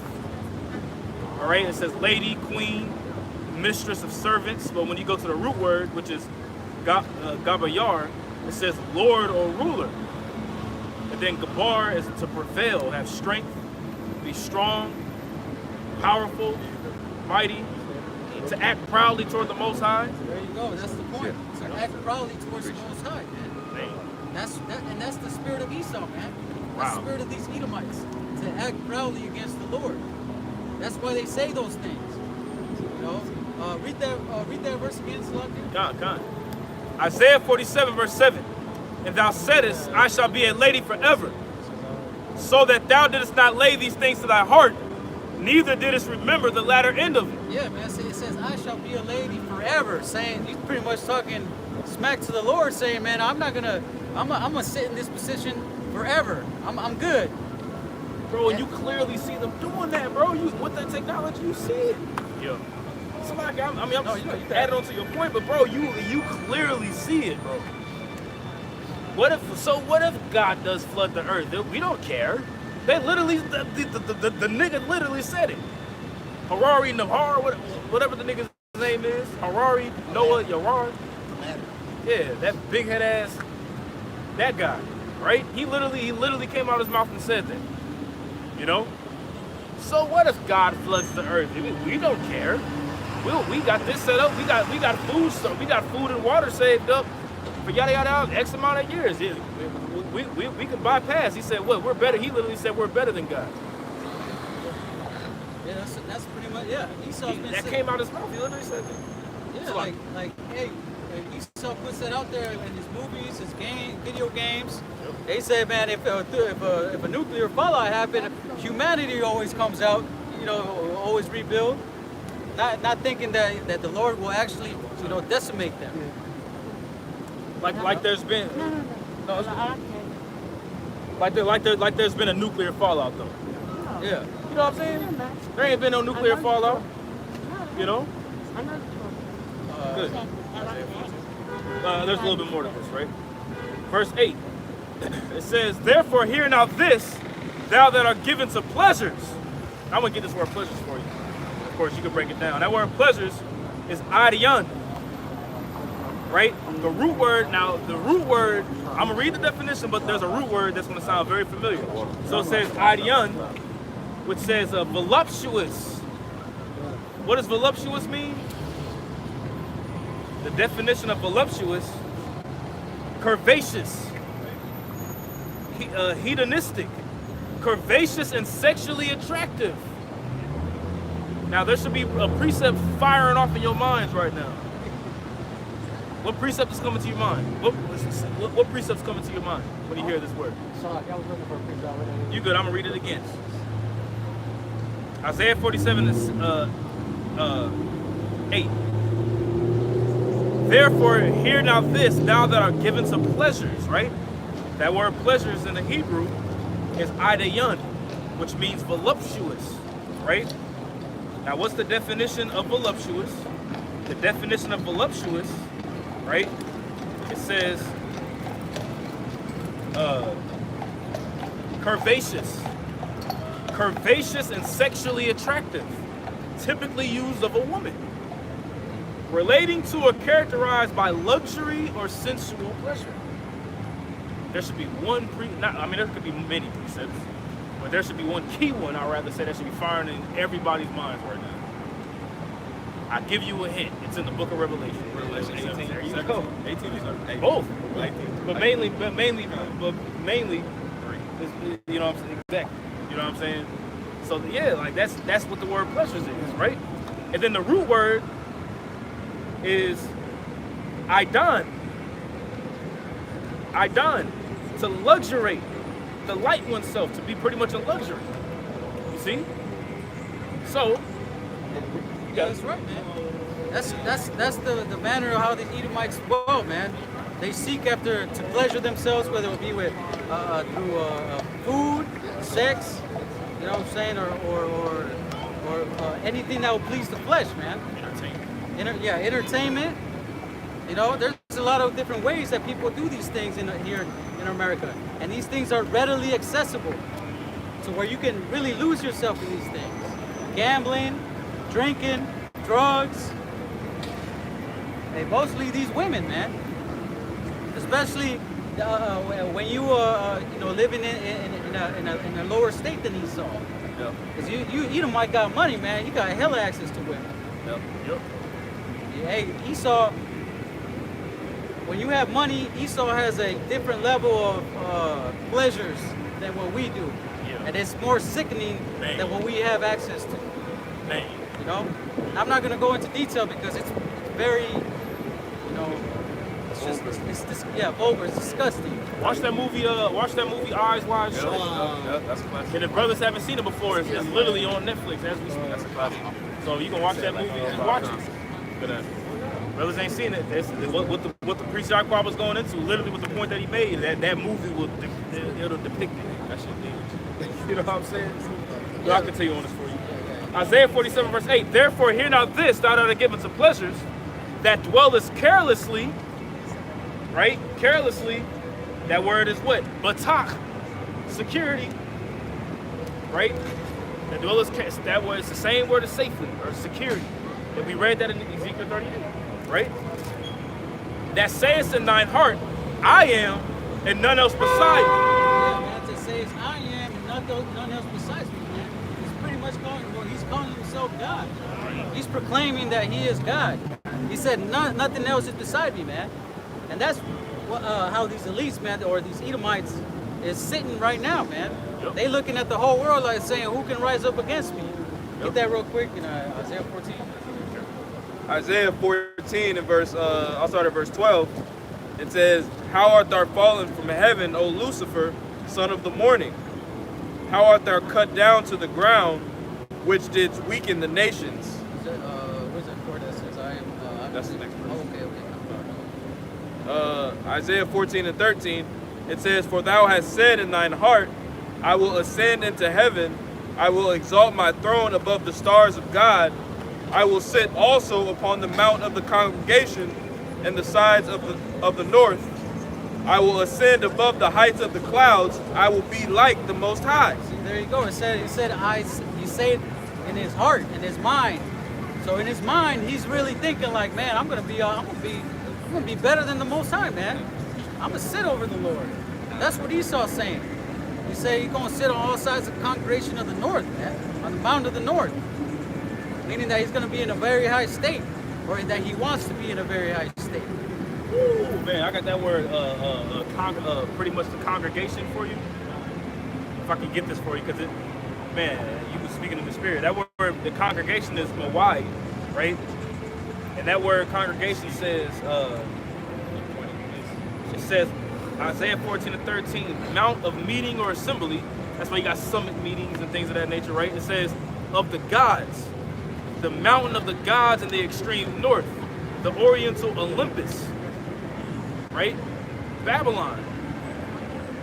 And you know what that reminds me of?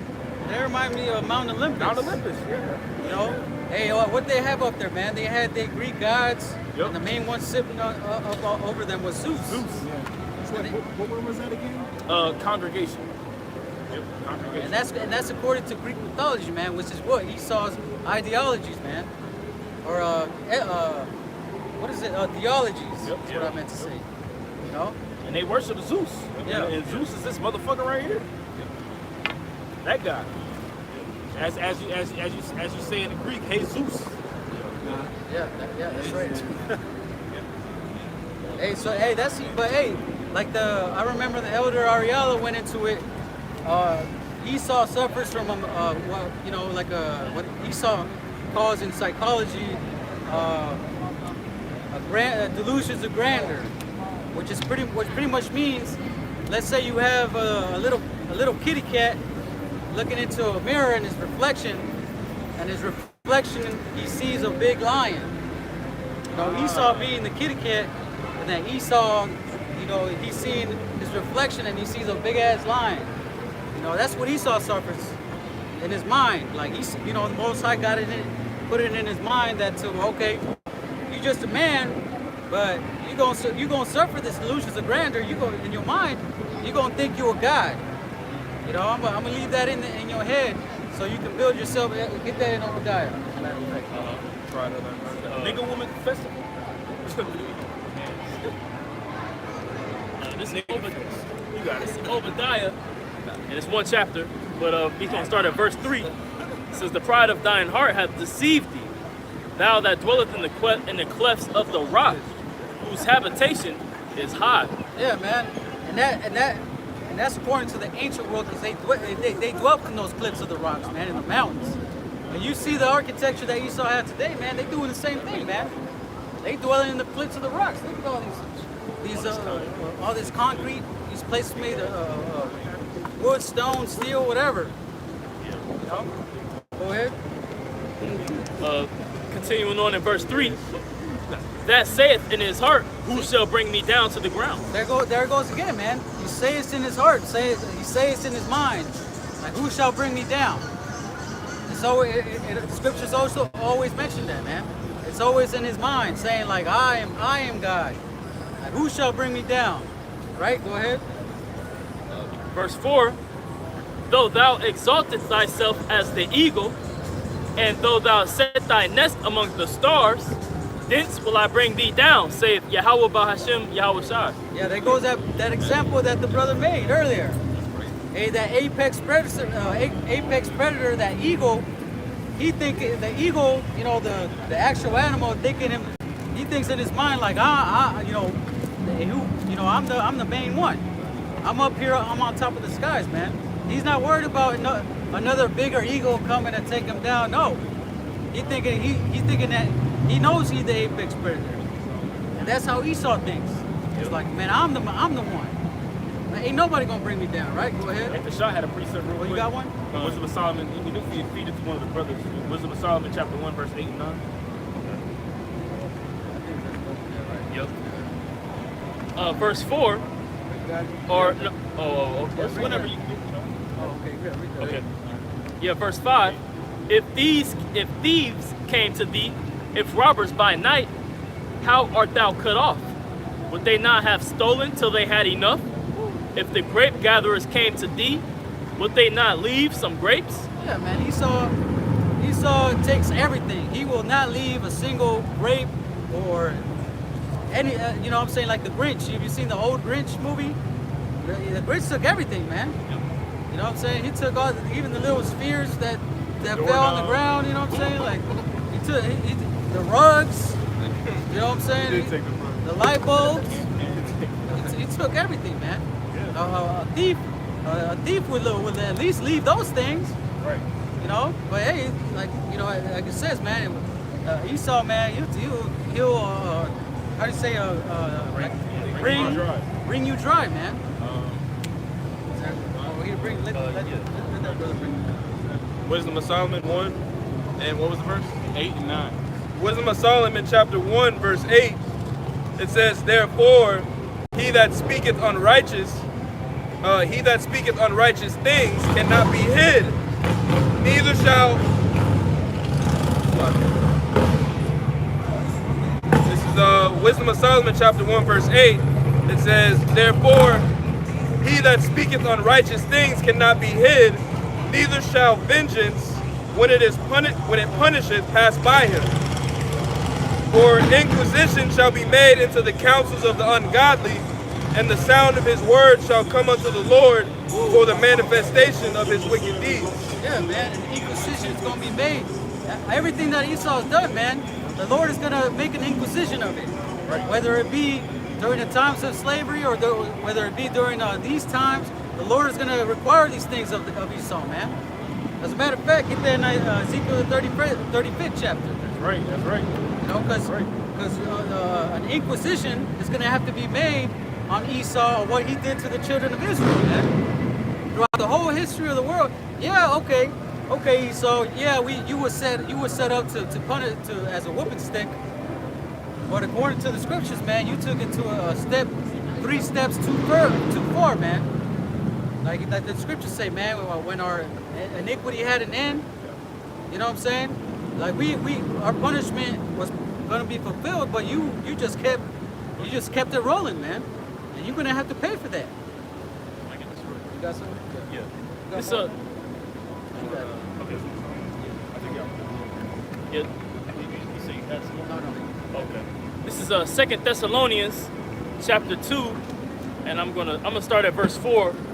It says, "Who opposeth and exalteth himself above all that is called God, or that is worshipped, so that as Yahweh sitteth in the temple, so that as he as God sitteth in the temple of God, showing himself that he is God." I want to get that word exalted.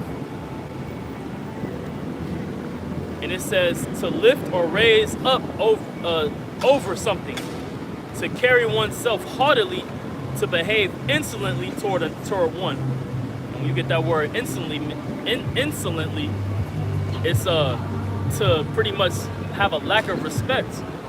So when you try to act, you know, your boss might be sick, and an assistant manager, you know, comes in, and he running shit worse than a boss do. He's over abusing his power, right? The boss come in and gotta come back and control the nigga. He might even fire him, you know. And that's exactly what the Lord is gonna come back and do. You know, he's gonna come back and see how the earth is being ran, and he's gonna have to fire this nigga literally. Yeah, that's right, man. That's right. Esau is in rulership right now, and the Lord's been watching how Esau is ruling over the planet Earth. Esau's gonna have to get terminated, man. Like you know, yeah. Yeah, I was gonna come back and be like, man, what the, man, Yeah. you got, you know what I'm saying? You got more of that? No, I had that Ezekiel. Oh yeah, get that. What were you? That was it on that, right? Yeah, okay. Yeah, go ahead and get that. Okay. This is Ezekiel chapter 35, verse 1. "Moreover, the word of the Lord came unto me, saying, Son of man, set thy face against Mount Seir." Yeah, Mount Seir was a chief city in Idumea. One of the chief cities in Idumea, man. It says, set your face against Mount Seir, right? Go ahead. "And prophesy against it, and say unto it, Thus say the Lord, thus say Yahweh Bahashim Yahweh Shai, power, behold, O Mount Seir, I am against thee, and I will stretch out my hand against thee, and I will make thee most desolate." Yeah, man, that's what we're doing right now. We're setting our faces against Mount Seir and saying that the Most High is gonna destroy this place, man. And we're not just saying it because we got working some whack-ass 9-to-5 jobs. No, we're saying it because the Lord has a controversy for water. Has a controversy against this place, man. And it's a long list of history that the Lord has against this place. Yep. Hey, the scripture says that his sins have reached into the heavens. Exactly. Yeah. Hey, you want to get that in Revelation 18? You know what I'm saying? Because that's, you know, hey, this place got to pay. It's got a tab to pay, man. Yep. America's at the bar. You know, he took out a tab, paying for everybody's drinks, thinking that he's just gonna walk out without paying that tab. Well, that goes back to Isaiah 47, we was reading earlier. It says, "Thou didn't remember thy latter end of." Yeah, that's right. He didn't remember the consequences. Yeah, you America in the club, hella drunk, saying, "I got you. What you want? What you want? I'll buy everybody shots for it." You know what I'm saying? That's Like that one dude on TikTok. He's like, "Let me get 500 bottles of tequila, 300 bottles of Grey Goose. Give me a case of Ciroc, and $50 bottles of champagne. Hey, put it all in this set. You know, God talk. I don't know if you know what God talking said, bro. He does it to a whole bunch of people. He does it to everybody. He was like, let me get 900 bottles of tequila, 500 bottles of vodka, and a case of Grey Goose.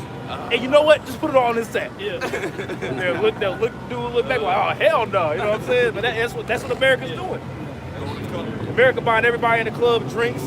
You know what I'm saying? Giving everybody missiles and guns. Just imagine that you in a club drinking and you just hand everybody a gun. You know, you just give them weapons. You know what I'm saying? At the end of the night, you drunk. You know what I'm saying? You done popped every male in the bathroom, and now you burnt. Now you're gonna be looking like Alonzo from Training Day at the end of the movie. If you ain't watched Training Day, y'all ain't gonna get it. Very end of the movie, man. What happened, man? His own people. Watch the end of the movie when you get the chance. Got his ass, you know what I'm saying? You got it, y'all call Salaki, man. I ain't about that. You good? Yeah, add it on to the point. It's Jeremiah 51:7. It says, Babylon have been a golden cup in the Lord's hand that have made all the earth drunken. The nations have drunken of her wine, therefore the nations are mad. Yeah, man. Hey, these other nations have dwelt deliciously because of America. They become rich out of America, man.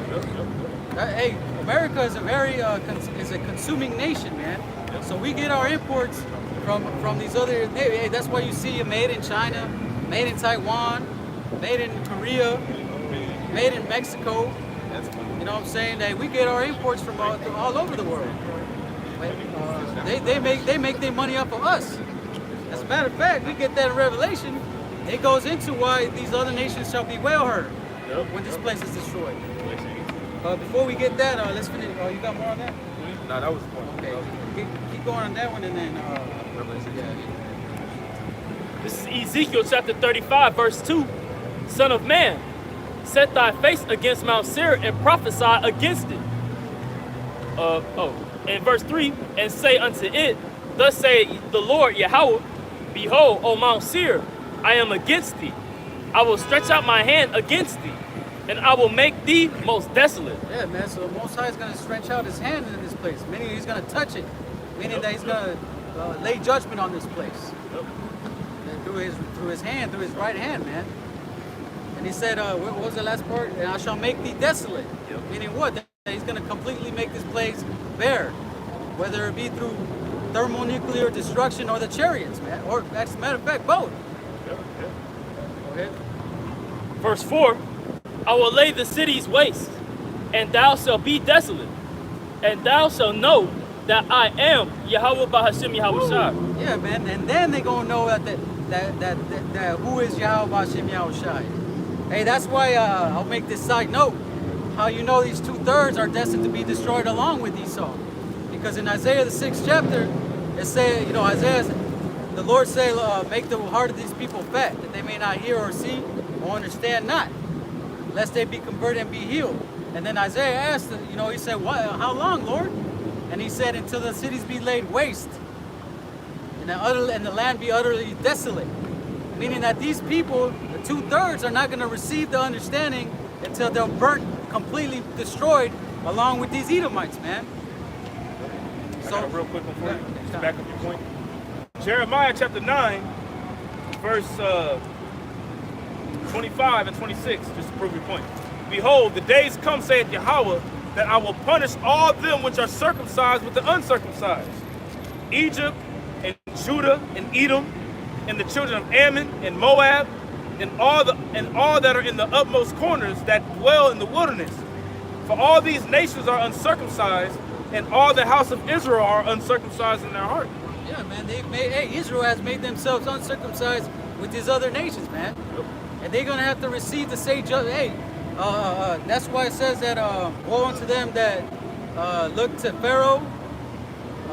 Isaiah 30? 36. Get it real quick. I don't want to butcher it. But you know what I'm talking about. That's trust in the shadow of Egypt. That trust in the shadow of Egypt. Yeah, Isaiah 30.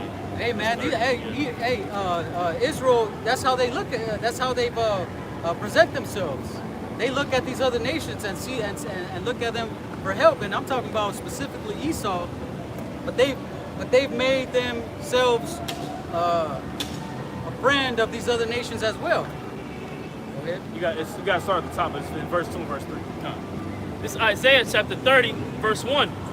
Woe to the rebellious children, saith the Lord, that take counsel, but not of me, and that cover with a covering, but not of my spirit, that they may add sin to sin. Yeah, man, they adding a covering with these other nations, man. Not of the spirit of the Lord. That's why it says that in Jeremiah the 2nd chapter. You know, they have forsaken the waters, the fountains of living water, and hewed out cisterns that can hold no water. Yep. Go ahead. Verse 2, that walk and go down into Egypt, and have not asked at my mouth. Yeah, man, they ask at everybody else and their mom except for the Most High, man. They don't look at. You got something? That word covering in verse 1, I got to get it. That word is masabah, right?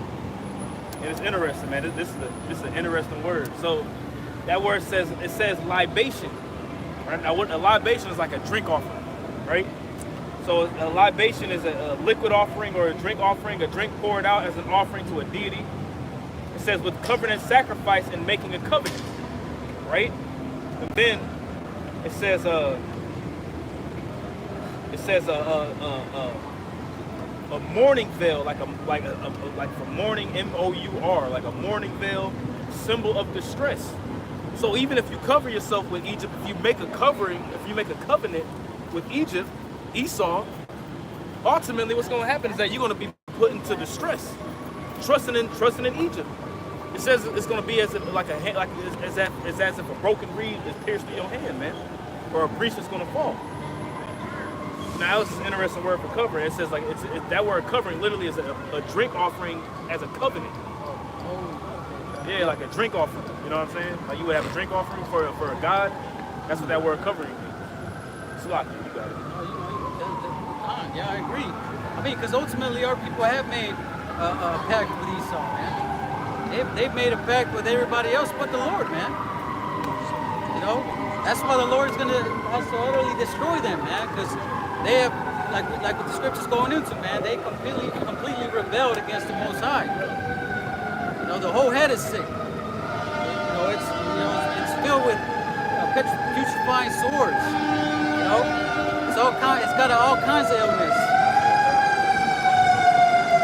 Well, this shit's been going on since we pulled up the camp. I hope somebody got their head blown off. Man. Go ahead. No, this. No, you got it.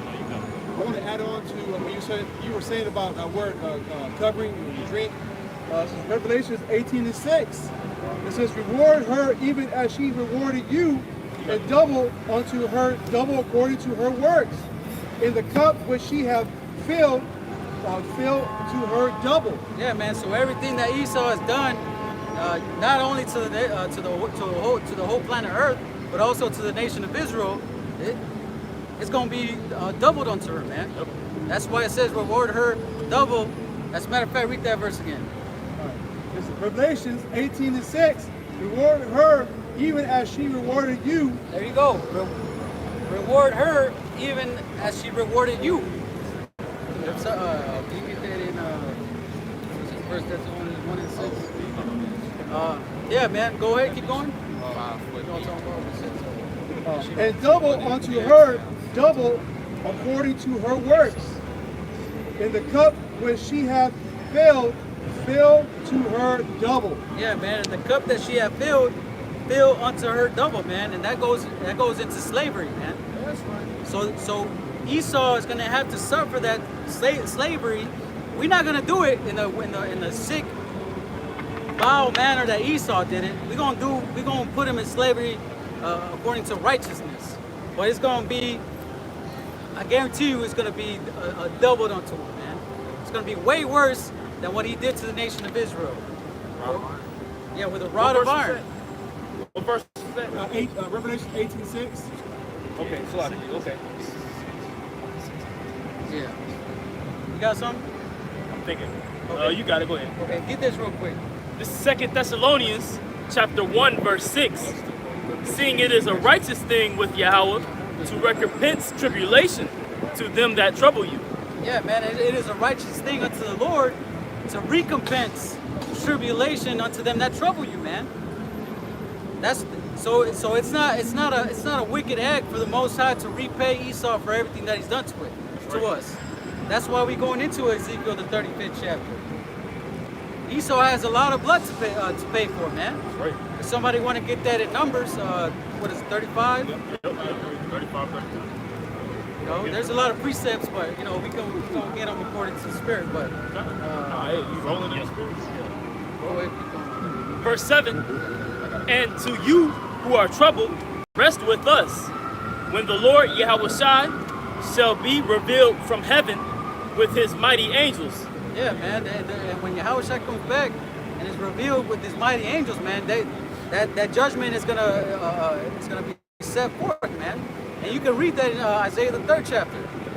When the Lord shall enter into judgment with the ancients thereof, you know. Hey, man, when you see Yahushua come back and he cracks them clouds with these chariots, you're gonna see those ancient men, man. Right. As a matter of fact, Oh, well, you got it right here. I was going to make a point. What was you going to say? No, you got it. Well, the first verse of that, it say to you who are troubled, all right? Who's in trouble? Right? Who's in trouble, man? Look, read this sign. It say, Jesus came to save everybody, right? Who does the white man need to be saved from? Who? Right? Who does this nigga need to be saved from, man? We're really the ones in trouble over here. That's right. All right? That's what that means, man. We the ones suffering. All right? Esau is in his kingdom. Yep. This is his heaven. This is his heaven, and this is his heaven. And this is you so-called Negroes, Latinos, and Native Americans' hell, man. See? But the Lord is getting ready to completely reverse that. You know? You got it, right? Yeah, that's right. And you can liken it like unto this. You know, for example, let's say, well, never mind. I think it might be too much, but you got more on that? That's pretty much it. Okay, you got this, right? Con. And I just wanted to pull this because, again, you know, the spirit that we're supposed to be in, you know, seeing the downfall of America is really the spirit of rejoicing. That's right. You know, we should be glad, you know, that this place is going down, all right? And anybody that's not pushing that energy, all right, is going the hell off. You know, the Christian church, you know, and any other, you know, body or group, you know, that's not looking forward to the destruction of America, man. And it talks about that in Revelation 18. It talks about that later in the chapter. But I actually wanted to grab this. This is Jeremiah chapter 10 and verse 25, right? It says, pour out, and this is Jeremiah, you know, crying out. You know what I mean?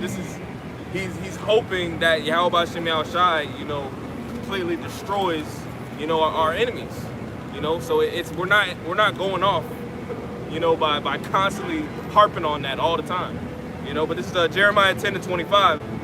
It says, pour out thy fury upon the heathen that know thee not, and upon the families that call not upon thy name.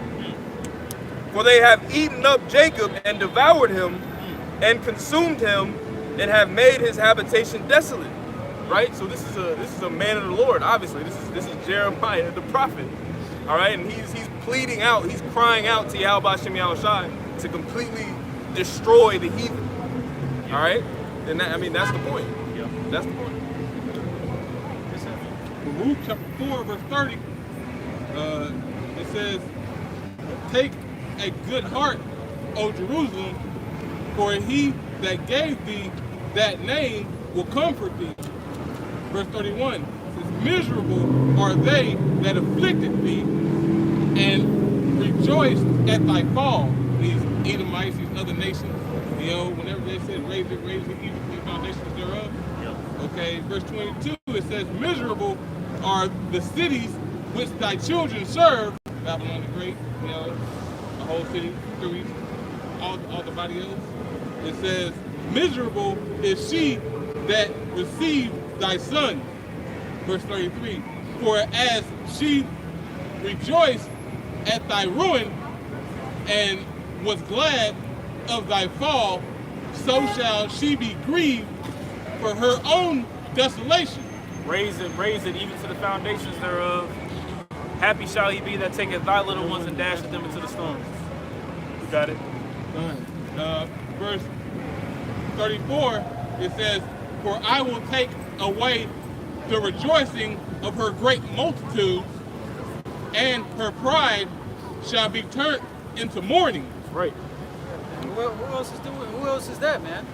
Right now, Esau is the one that is ruling over the planet Earth, and his heart is set on the over the stars, over the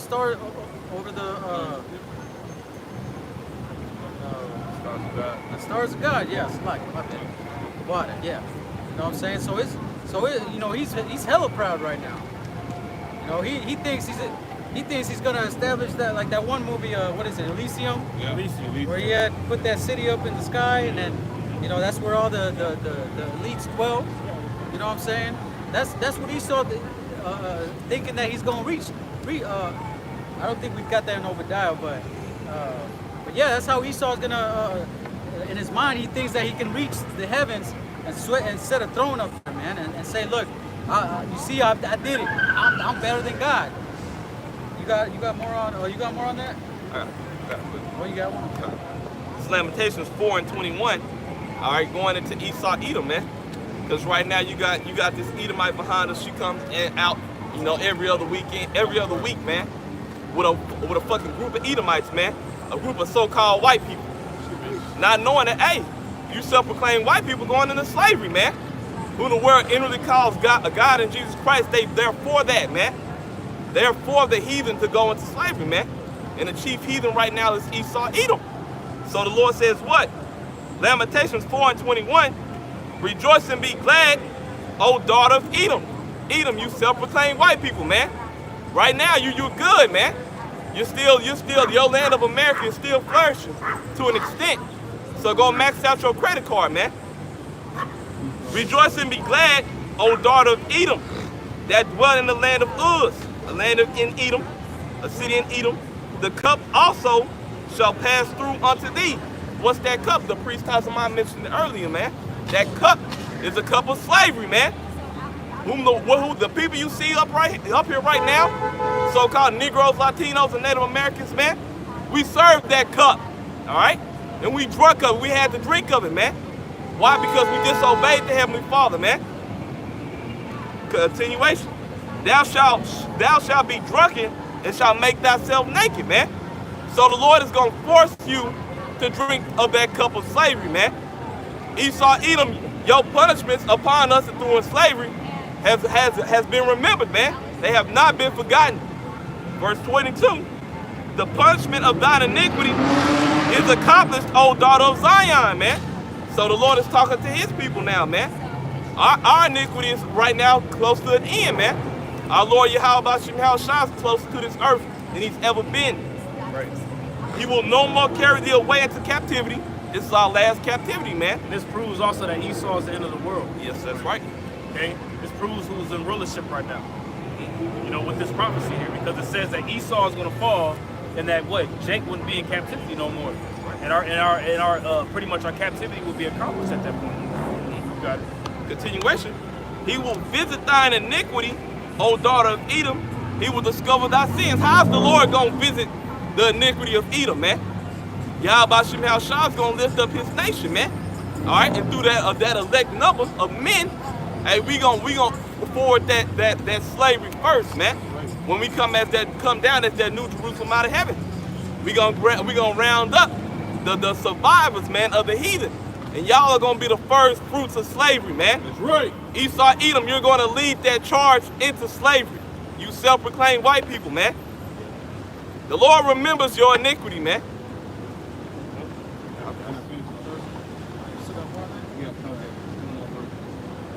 Back in Luke 4 and 35, it says, for fire shall come upon her from the everlasting, long to endure, and she shall be inhabited of devils for a great time. My bad, read that again, This is Baruch chapter 4, verse 35. It says, for fire shall come upon her from the everlasting, long to endure, for she shall be inhabited of devils for a great time. Yeah, man, like it says, man, this place, like we've been talking about, fire is gonna come down on this place. This place is gonna be completely leveled, man. These thermonuclear missiles, man, they're not being created just to be shown behind a glass at a museum in 40 years. You know what I'm saying? They have a purpose. Yep. You got something? Well, hey, just Slovakia, if I could just make a point, what for you brothers right on the other side, what precept can you line up where it said that it shall be inhabited of devils? What precept can you line up with that?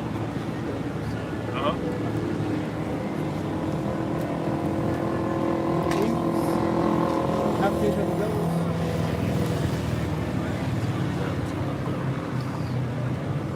There's two key precepts that you can line up with that, proving that that's talking about the destruction of Babylon the Great or America. Revelation 18. Revelation 18 and 2. 18 and 2, what does it say? Revelation 18 and 2. And he cried mightily with a strong voice, saying, Babylon the Great is fallen, and is become the habitation of devils. There you go. And the whole of every foul spirit, and a cage of every unclean and hateful bird. Right. You see that? Owls, doleful creatures. You know? That's how you can prove that what Baruch was talking about is a future tense. He's talking about a future Babylon. Baruch was the understudy of who? Jeremiah. It was Sariah, Baruch, and Jeremiah were all related. They were all cousins. See? So like whenever Sariah was told by Jeremiah to go get the book and then cast it into the river Euphrates, right? You can line it up with Jeremiah 49, 50, 51, which is a lot of future prophecies on America. See? But you got Isaiah 34, Isaiah 13, proving that's talking about the destruction of America, Esau society, man. You know? You got it, Yaakov. Yeah, you know, going back to what the brother was saying, you know, because that's what we look forward to, man, is the destruction of this place, right? That's ultimately the spirit of the Lord is prophecy and the gospel, man, is the destruction of this and the bringing of the rulership of the Israelite. And one of the first precepts you learn, or you probably, you know, was brought to is Revelation 13 and 10. You know, he that leadeth in the captivity shall go. But this is Sirach 35, and I'm gonna start, and this is in a Good News translation. I'm gonna start at verse 13 or 12. It say, the Lord is fair and does not show partiality. He is not prejudiced against the poor. When someone prays who has been wronged, the Lord listens. When orphans and the widow pour out their prayers, he does not ignore them. The tears running down a widow's cheek cry out an accusation against the one who has caused her distress. Yeah, I get that. And that's Israel, man. Hey, just remember the time in Egypt. That, you know, the Lord heard the nation of Israel crying, and he said what? That he had compassion on us. That's why he sent out a savior to deliver us from that slavery, man. The same thing is going to happen with Yahushua, man. You know, Yahushua is going to come and deliver the nation of Israel.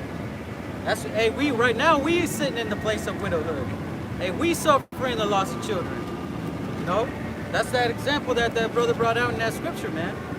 Like we are in a you know, we a wife that have suffered the loss of children, or a widow that suffered the loss of children and experienced widowhood.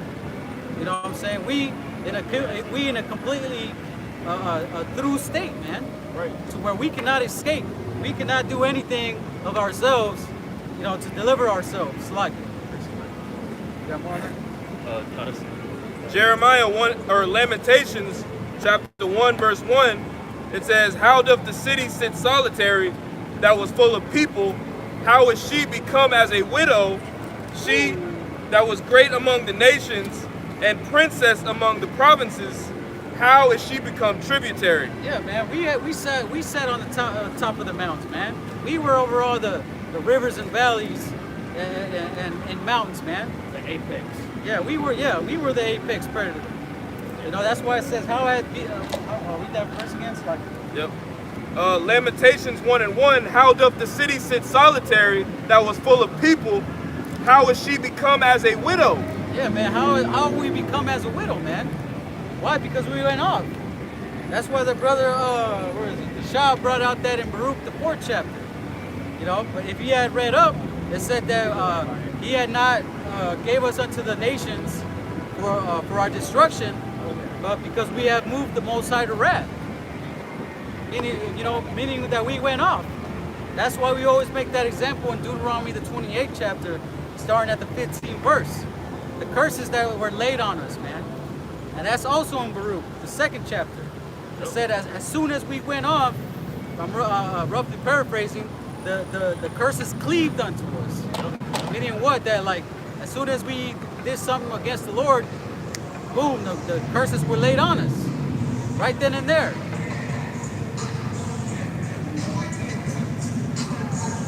You know, but that's ultimately why we in the state that we in right now. We suffering the curses of slavery, hunger, thirst, a fear of our lives, serving against every other nation, not knowing who we are as a people. Those are the curses, man.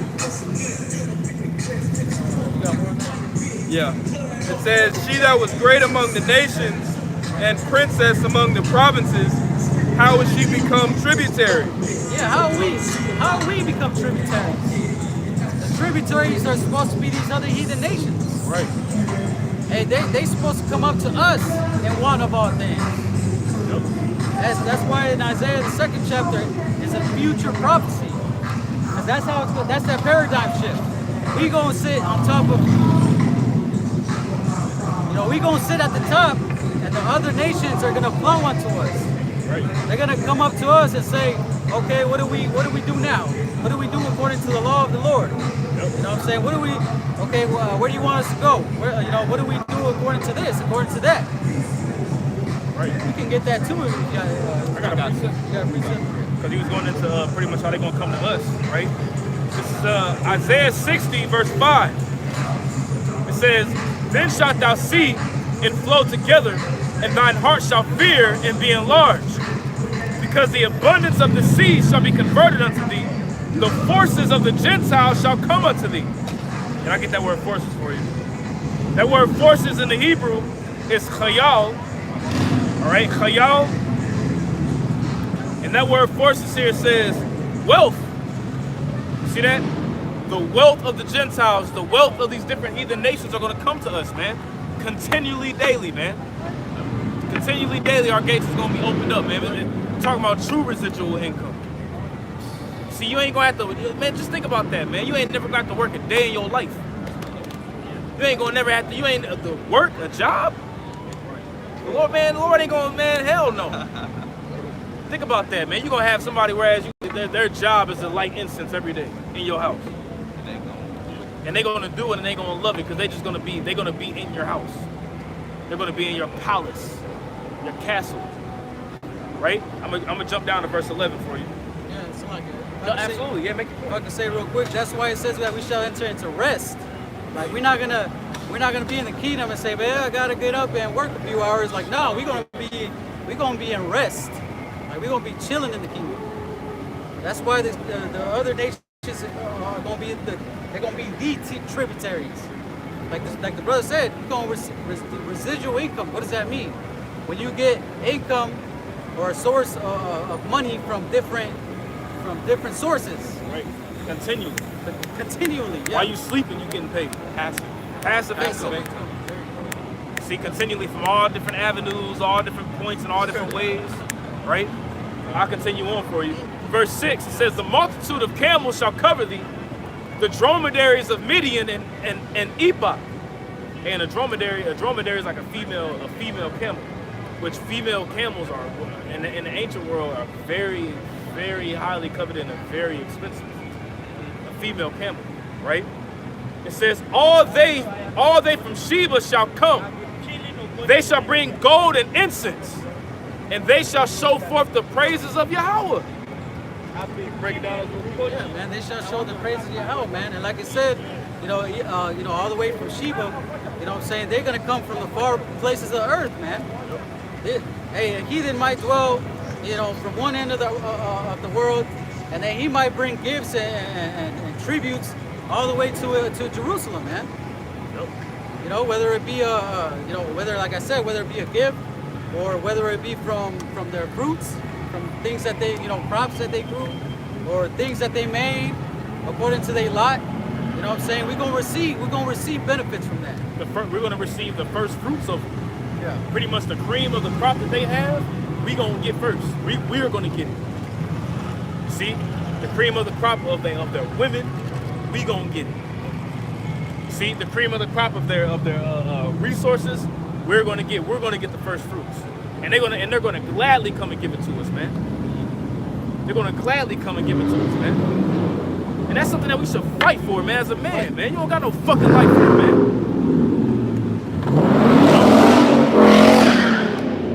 All this stupid ass shit, man. But Jake wanna live in this shit, man. You know? All this goddamn confusion.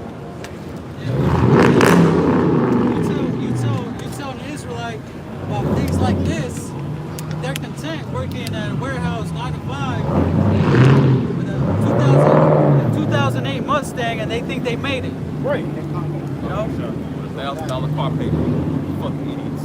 Right. I got one. Oh, No, go make it. Go ahead. This is Psalms 149, and I'm gonna start at 4. I'm trying to get to the point as quick as possible, because it's beautiful what the priests are going into right now, man. All right, Edom, your rulership ain't for 2 months longer, man. Soon the Lord is gonna put us in that restful state. Psalms 149 and 4. For the Lord Yahweh Bashim Shai taketh pleasure in his people. He will beautify the meek with salvation, man. All right, the meek is what? We're the meek, man. We're the lowly. All right, the lame, the halt, the blind, man. All right, that's what we was in the world before we got this truth, man. All right, we was distraught. We was out of there, man. Without the Heavenly Father through his Son's knowledge, man, we were surely gonna die here, man. Verse 5, let the saints be joyful in glory. Let them sing aloud upon their beds, man. That's gonna be an actual physical thing in the earth for his men, man, and for the rest of his nation. But you know, it has its ranks, man. All right. So hey, we're gonna be in our rest. There ain't gonna be no more jobs and working 9 to 5 like the priests been going into. We gonna have servants for that, man. And our servants is gonna be the heathen. What you think they was created for, man? They weren't created to rule over us. Why you think Esdras spoke that in 2nd Esdras the 6th chapter, man? Verse 6, let the high praises of the Most High.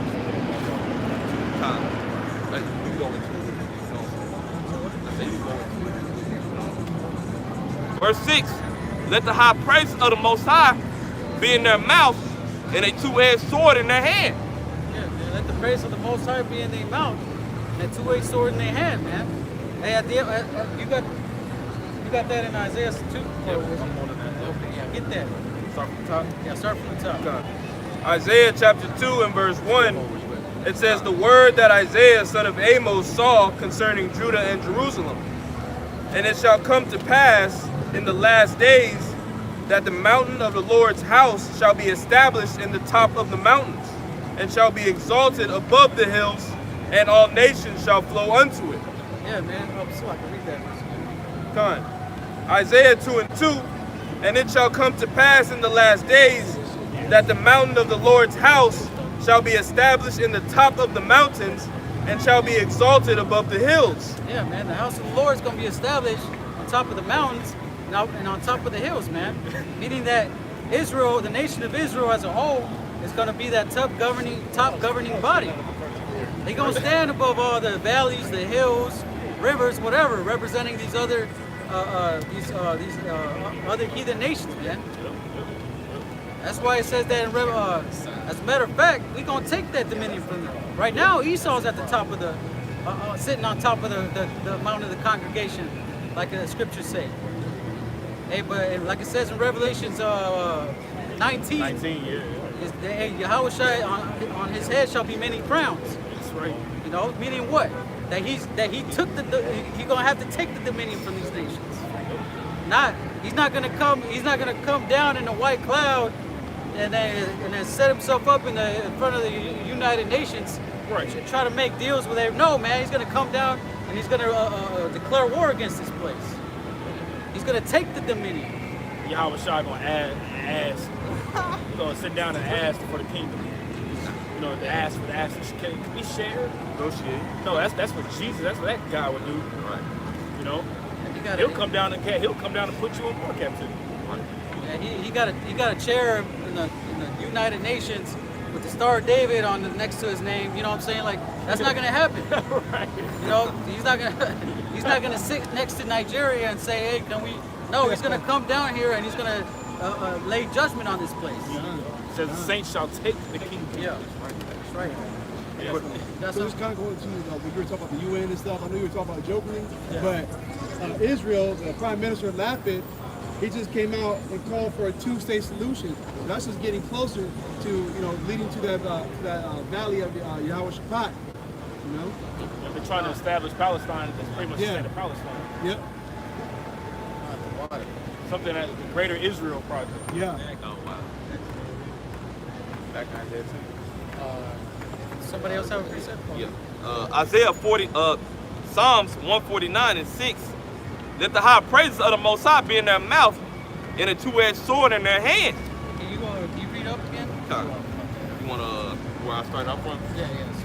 Psalms 149 and 4. For the Lord taketh pleasure in his people. He will beautify the meek with salvation. Verse 5. Let the saints be joyful in glory. Let them sing aloud upon their beds. Yeah, let them sing aloud in their beds, man. And we're gonna be rejoicing when the kingdom of heaven is established.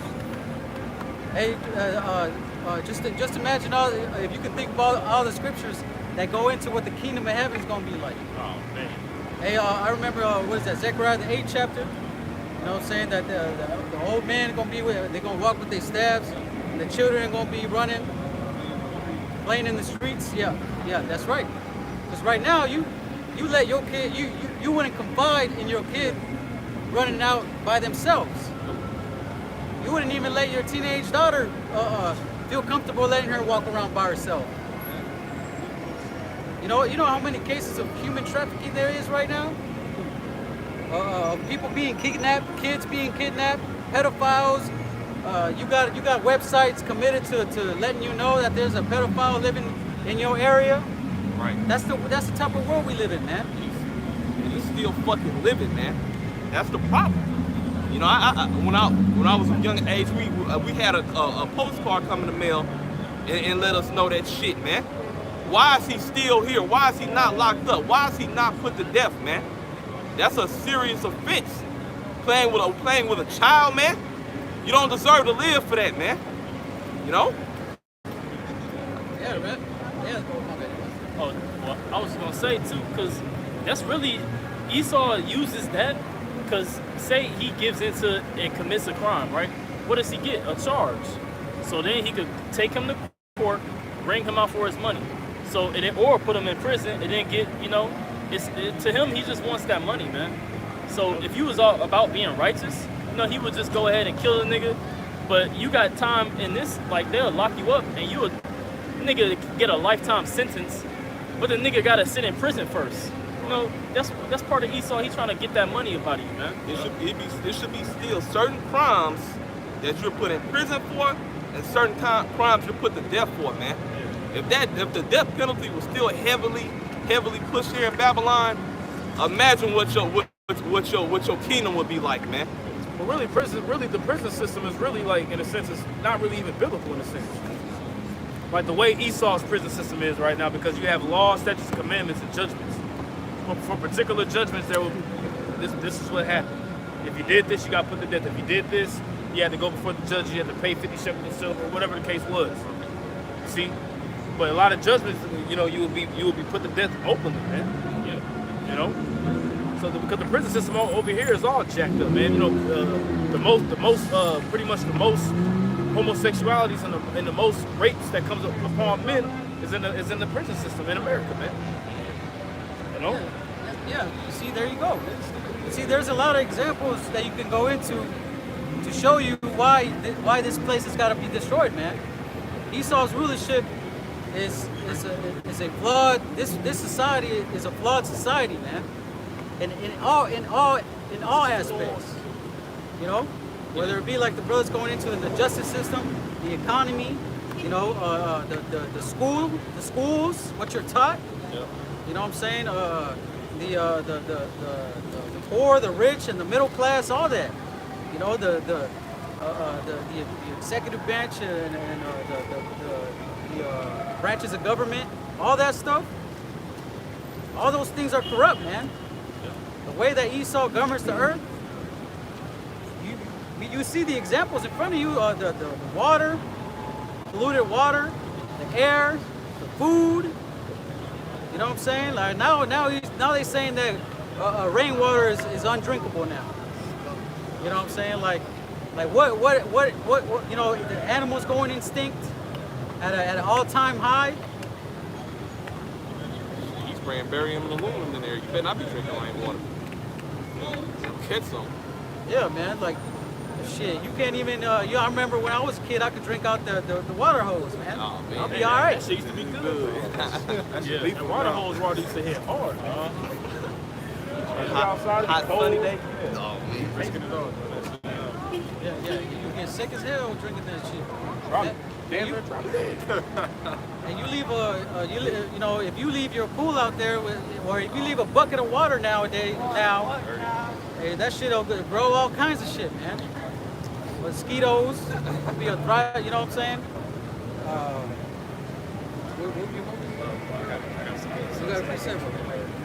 This is Isaiah 24, verse 4. The earth mourneth and fadeth away. The world languisheth and fadeth away. Yeah, man, the earth mourneth and I was like, read that again. This is Isaiah chapter 24, verse 4. The earth mourneth and fadeth away.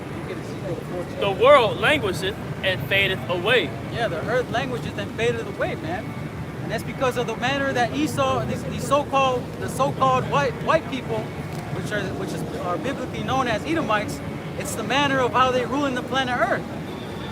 Look at how many trees they gotta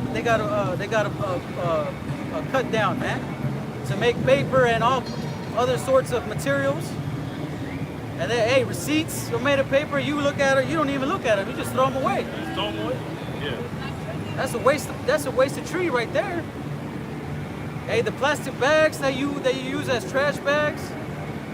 Look at all the trash. Look at all those that are at the very deepest part of the earth. There has been trash bags found.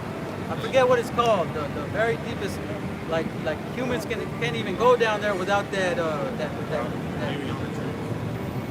Is it the Mariana Trench? No, I think it's somewhere else.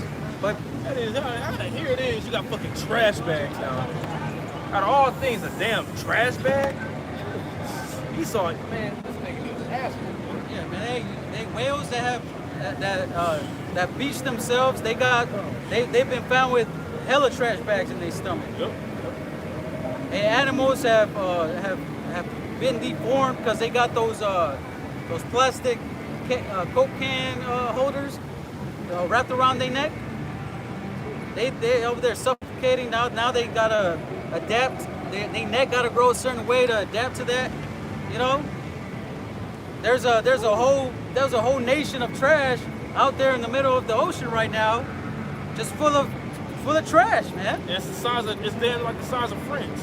See, there you go. Look at that, man. Esau ain't doing a damn thing about it. Yep. You got more of that? Yeah, still. This is Isaiah 24 and 4. The earth mourneth and fadeth away. That's why the earth is mourning, man. The earth is in pain. The earth is a living thing, man. Why do you think it moves a certain way? Why do you think the ocean, the air, you know, say even the earth's core, man? It's a living being, man. And Esau is destroying it. The world languisheth and fadeth away. The haughty people of the earth do languish. Yeah, man. The haughty people of the earth do languish. And you see these Edomites, man. They over here. They don't give a damn about what's going on. They just want to go to the next bar and take shots. Yep. That's all they focused on. They not worried about what's going on with with these with Russia and China and the Middle East, Syria, all that. Yeah, they're just the worthless eaters. They're just the ones that are just going to be, you know what I'm saying? They have no clue. They have no clue what the hell is happening. They have no clue what the hell is going on. You know? Hey, let them drink. Yep. Hey, we about to come into some bad times. That's what's gonna. If you want to make some money, man, invest in alcohol. Cause liquor sales is about to go up. Everybody start losing their job. You can't pay for food, or food prices is high. Inflation. You start losing your houses. Your wife leave you, man. You ain't getting. Rejoice and be glad, oh daughter. Right. Hey, they gonna. The scriptures say, you know, in this chapter, it say they shall not drink wine with a strong drink. You know, it shall be bitter. You know, they're gonna all the singing, all the going out to the club, man. It's gonna come to an end. Right. Yeah, that's I right. got a precept for you. You going into how the earth is being destroyed. Revelation 11 and 18. It says, and the nations were angry, and thy wrath is come, and the time of the dead that they should be judged, and that thou shouldest give reward unto thy servants the prophets and to the saints. You see, so there's a reward coming for what we're doing. We're not out here just talking shit. Okay? There's a reward coming that says what? To his prophets, man. That's what the scripture says, and it says, let my prophets be found faithful, man. You see? This is a faithful act of what we're doing, right? It says, and to the saints, which are the Israelites, and them that fear thy name, small and great, and shouldest destroy them which destroy the earth. Yeah, man, should just destroy them and destroy the earth. That's what's coming to this place. That's what's coming to these elites, man, because they allowing these things to happen. If you see the amount of money that these elites have, man, they literally have the funds to fix this place.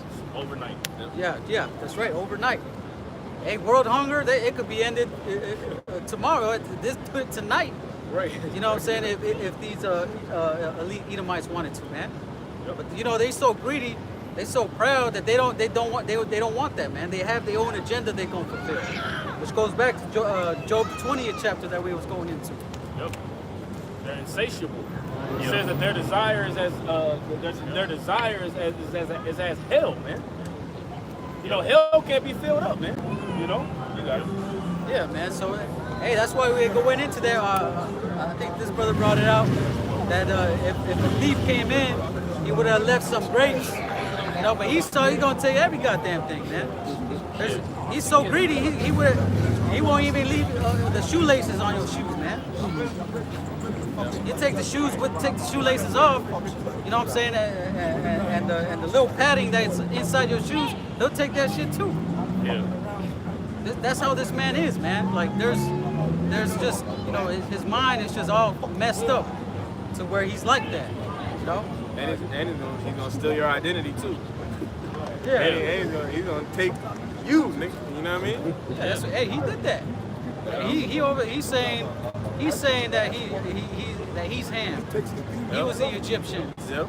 And he's over there in the state of Israel right now, saying that he's the Jews, Jewish.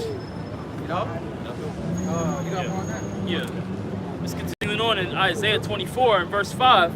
The earth also is defiled under the inhabitants thereof, Right. because they have transgressed the laws, changed the ordinance, broken the everlasting covenant. Yeah, man. They have changed the laws. They have defiled the earth. They have changed the everlasting covenant, man. You see the manner of rulership that Esau has set up on the planet Earth. It's completely contrary to the laws, statutes, commandments of this book, man. Right. Everything that Esau has set up is 100% contrary to how things should be, how rulership should be set up, man. You know, that's how. Hey, if Esau were to follow according to the law, statutes, commandments of Yahweh Shem Yahushai, this place would flourish, man. You see, hey, for example, Esau's like clothes that he got, you know, different companies he got set up. They make sure you got mixed fabrics, man.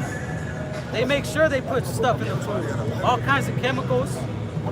You know, and the way you go to school and the things that you learn, Esau's got that regulated as well.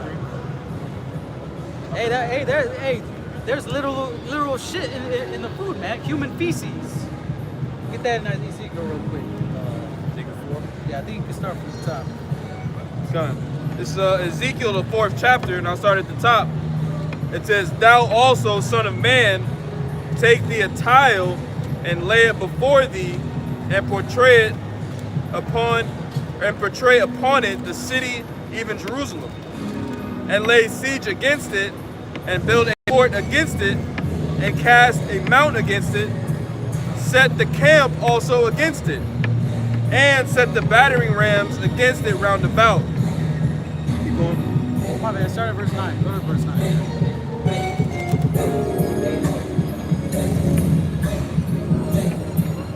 Ezekiel chapter 4, verse 9, it says, "Take thou also unto thee wheat and barley and beans and lentils and millet and fitches, and put them in one vessel, and make thee bread thereof, according to the number of days that thou shalt lie upon thy side. 390 days shalt thou eat thereof. And thy meat which thou shalt eat shall be by weight, 20 shekels a day. From time to time thou shalt eat it. Thou shalt drink also water by measure, and 6 part of a hin. From time to time thou shalt drink." Okay, so pretty much it's going into the example. They were going through a famine. Okay, at this time they're going through a famine, but it makes the example of those things that they were measured to eat, right? Go ahead, keep going. There was, it's making an example of the manner of the food that they were going to eat. Go ahead. Verse 11, it says, "Thou shalt drink also water by measure, the 6 part of an hin. From time to time thou shalt drink.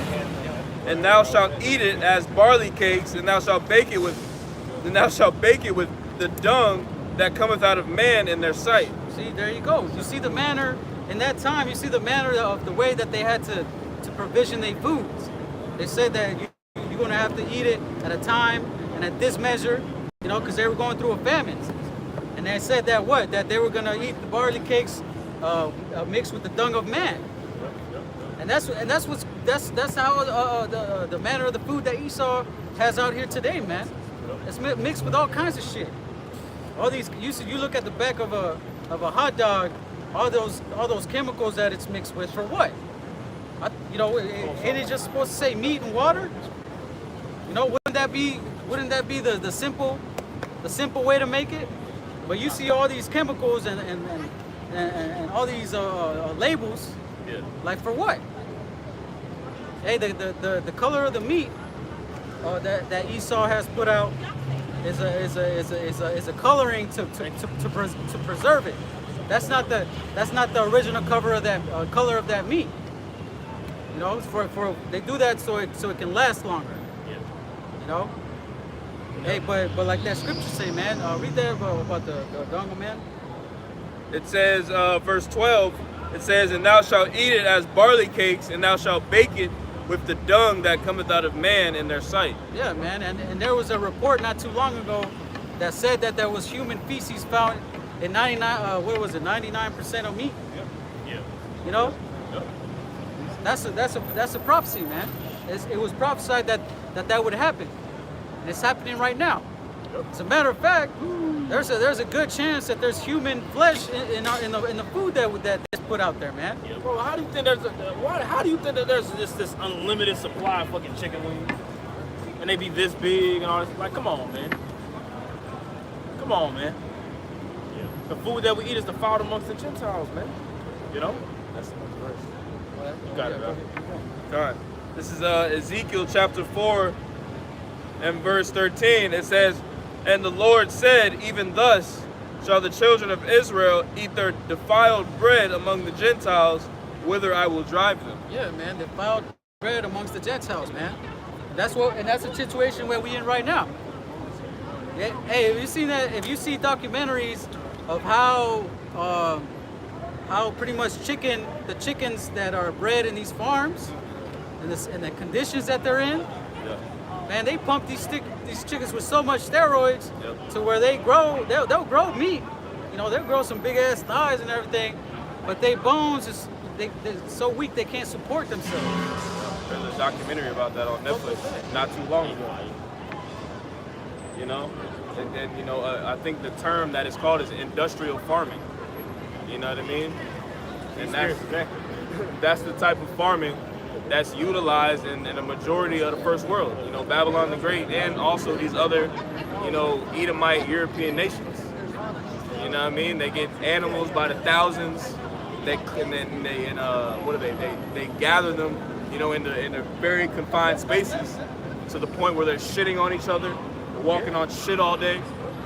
You know, and then Not also eating the right diet. Right. Just eating just stuff. They'll grind up just a bunch of dead. I'm talking about chicken eating just smashed up dead animals and seeds and just, you know what I'm saying? Bro, they'll feed them plastic. Yeah. That's how they get rid of the plastic. They'll feed the animal plastic, and then you wonder how it get in our bodies. It's in the feed. Hey, Tazma, what's that scripture that goes into the manner of how when an animal dies, it pretty much affects the condition of the meat. You know what I'm talking about? Like, for example, you know these slaughterhouses, if you've seen how they kill the pigs, they pretty much bash them on the head with a big ass hammer. You know? Oh yeah, but like all the adrenaline be rushing through Yeah. when they kill them, so like you pretty much eating that whenever you know what I'm saying? Yeah, there's a scripture I brought up about that. Yeah, there's a scripture like there's not about like I'm that, about to say, damn. but like in the manner of the animal of how he dies, I believe. Like he's it's a condition that the how you eat the meat. Mad cow. You talking about mad cow? No. Like I think I'm explaining myself wrong. It talks about how the animal is supposed to be killed. Yeah, You know? yeah. And the animal is supposed to look like the sheep. The sheep bow down and they accept it. You know, but these other animals, you know, back in the day, they wouldn't rise up and fight. But now, look at what they eat. They eat bullshit. Yeah. They eat bullshit. You know what I'm talking about? Nah, but I had something. I'm trying to think. Proverbs 12:10, a righteous man regardeth the life of his beast, but the tender mercies of the wicked are cruel. So I can read it again. So like, Proverbs 12:10, a righteous man regardeth the life of his beast, but the tender mercies of the wicked are cruel. yeah, man, the tender mercies of the wicked are cruel. So Esau doesn't consider the way that these animals are slaughtered, man, or they're slaughtered. You know, he'll kill. You know, he'll like I said, man. If you've seen the way they kill these pigs, you know, they don't even try to do it like in a nice manner to where the animal won't suffer. No, they just straight up just bang him on the head. And if it's still alive, guess what? It keeps going until it's dead. Yep. So these animals, Squealing, yeah. you know.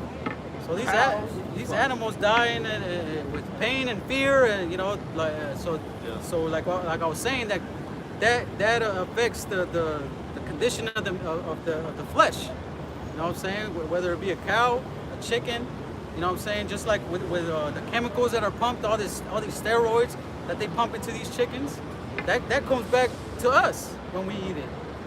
If what's that one in science class that say when you eat an animal, that energy, you eat it and it produces. No, it's like pretty much that's energy that you're eating, and that energy goes into your body, and it affects. Not kinetic energy. No, it's like There's that saying in the world. Transfer of energy. transfer of energy. Yeah, There you go. You are what you eat. Yeah, that's why they say that you are what you eat, man. So if you eat, It's fuel. yeah, it's fuel. So if you eat the lowest grade of gas, like you know, you give your gas, your car need what's it called, a premium, Yep. and you give it, well, what's the lowest one? Regular. Unleaded. It's gonna fuck up your car, man. Over time, Yeah. it's the same thing. You put some unleaded gas in a Mercedes Benz. Yeah, man, it's the same thing. That's what I was, you know, going to. Put some unleaded gas in a diesel truck. Yeah. Oh yeah, you put But that's exactly how it is though, because you get like your heart will be the equivalent of the pistons in the car, right? It has, that's where you get what is it called? High blood pressure. It's hard for your heart to pump the blood through your body, so it can't even really, you know, it can't move the same. That's why it is restrictions in the dietary law. Yeah, then your arteries get clogged up. You'll suffer a stroke. Yeah. Same thing with a car getting messed up. The car engine, the heart of the car getting messed up, man. Yeah. Yeah. But anyways, you know, that's pretty much what I'm alluding to, is that the condition that Esau has put us with these foods is killing us. Yeah. It might not kill us tomorrow, it might not kill us today, next week, but over time, it has its effects, man. But that's what you call gradualism, man. Esau systematically set it up that way. So that way you get sick, right? Then you go to the hospital, right? And then you in that hospital and all you're doing is just racking up just a hospital bill, man. Yeah. It's just a big corporation and a big business, man. Yeah. You know? And hospital goes back to hospitable, man. When somebody's hospitable for you, it should be free. You know, but they make that's why you got something called big pharma. And it's a whole huge industry that's billions of dollars. I'm talking about hundreds, billions of dollars worth, man. Of just people just being sick, and they give you these placebos, these pills. You know what I'm saying? The so-called medicine that don't really heal you. You know, you'll be right back you'll be right back again. You know. That's right. If I could say too, part of the dietary laws is in the animals that we are supposed to eat is because they can digest their food. And Esau is such a demon. He'll come in and inject the motherfucker, like, you know, the animals, right? Or have them eat food that they can't even digest, like plastic, right? And then so we end up consuming it because the animal, even though it has two stomachs and ways to digest its food and go through the proper, you know, way that we can break it down, it don't even get to break it down all the way. So how can we break it down? Right. Yeah, man. Like, it's just there's so much, man. But we're just giving you examples of why Esau has to be removed out of rulership. Right. Which goes back to our original point, why that judgment is coming the way it is. I don't ever believe we finished that in Ezekiel 35. And then, were you holding something? No, that was. I got something for you real quick. After you just made a point that made me think about this. Ecclesiasticus chapter 10, verse. I'm gonna start at verse 10. I'll just get to the point. It says, "The physician cutteth off a long disease, and he that is today a king, tomorrow shall die." See? Yeah, it says the physician cutteth off a long disease, man. If you got a disease that's killing you, you don't play around with it. You don't sit here, well, you know what, I'm gonna just keep playing with it. I'm gonna keep it in my body, and they'll give you like a little pill. You know what I'm saying? They'll cover it up, mask it up, and it'll come back again. No, you cut the cancer out, man. And Esau is the cancer of the earth, man. Right. Okay, the so-called white man is the cancer of the whole earth that needs to be completely removed, man. With these devils in rulership and these devils in the earth right now, the whole earth is out of whack. It says that in Psalm 82, I think it is. The whole foundation of the earth is out of course, man, because it's devils ruling. See, so it says the physician cuts off a long disease, man. And who's the physician? Yahweh Shai. He's the physician, and he's going to completely cut the disease out, man. Completely. To the point to where there ain't going to be no Edomites, period. All Edomites is going to be completely done away with at a point in time, man. Call hello Yahweh Baruch Shai. No? Got to see these yellow teeth bastards.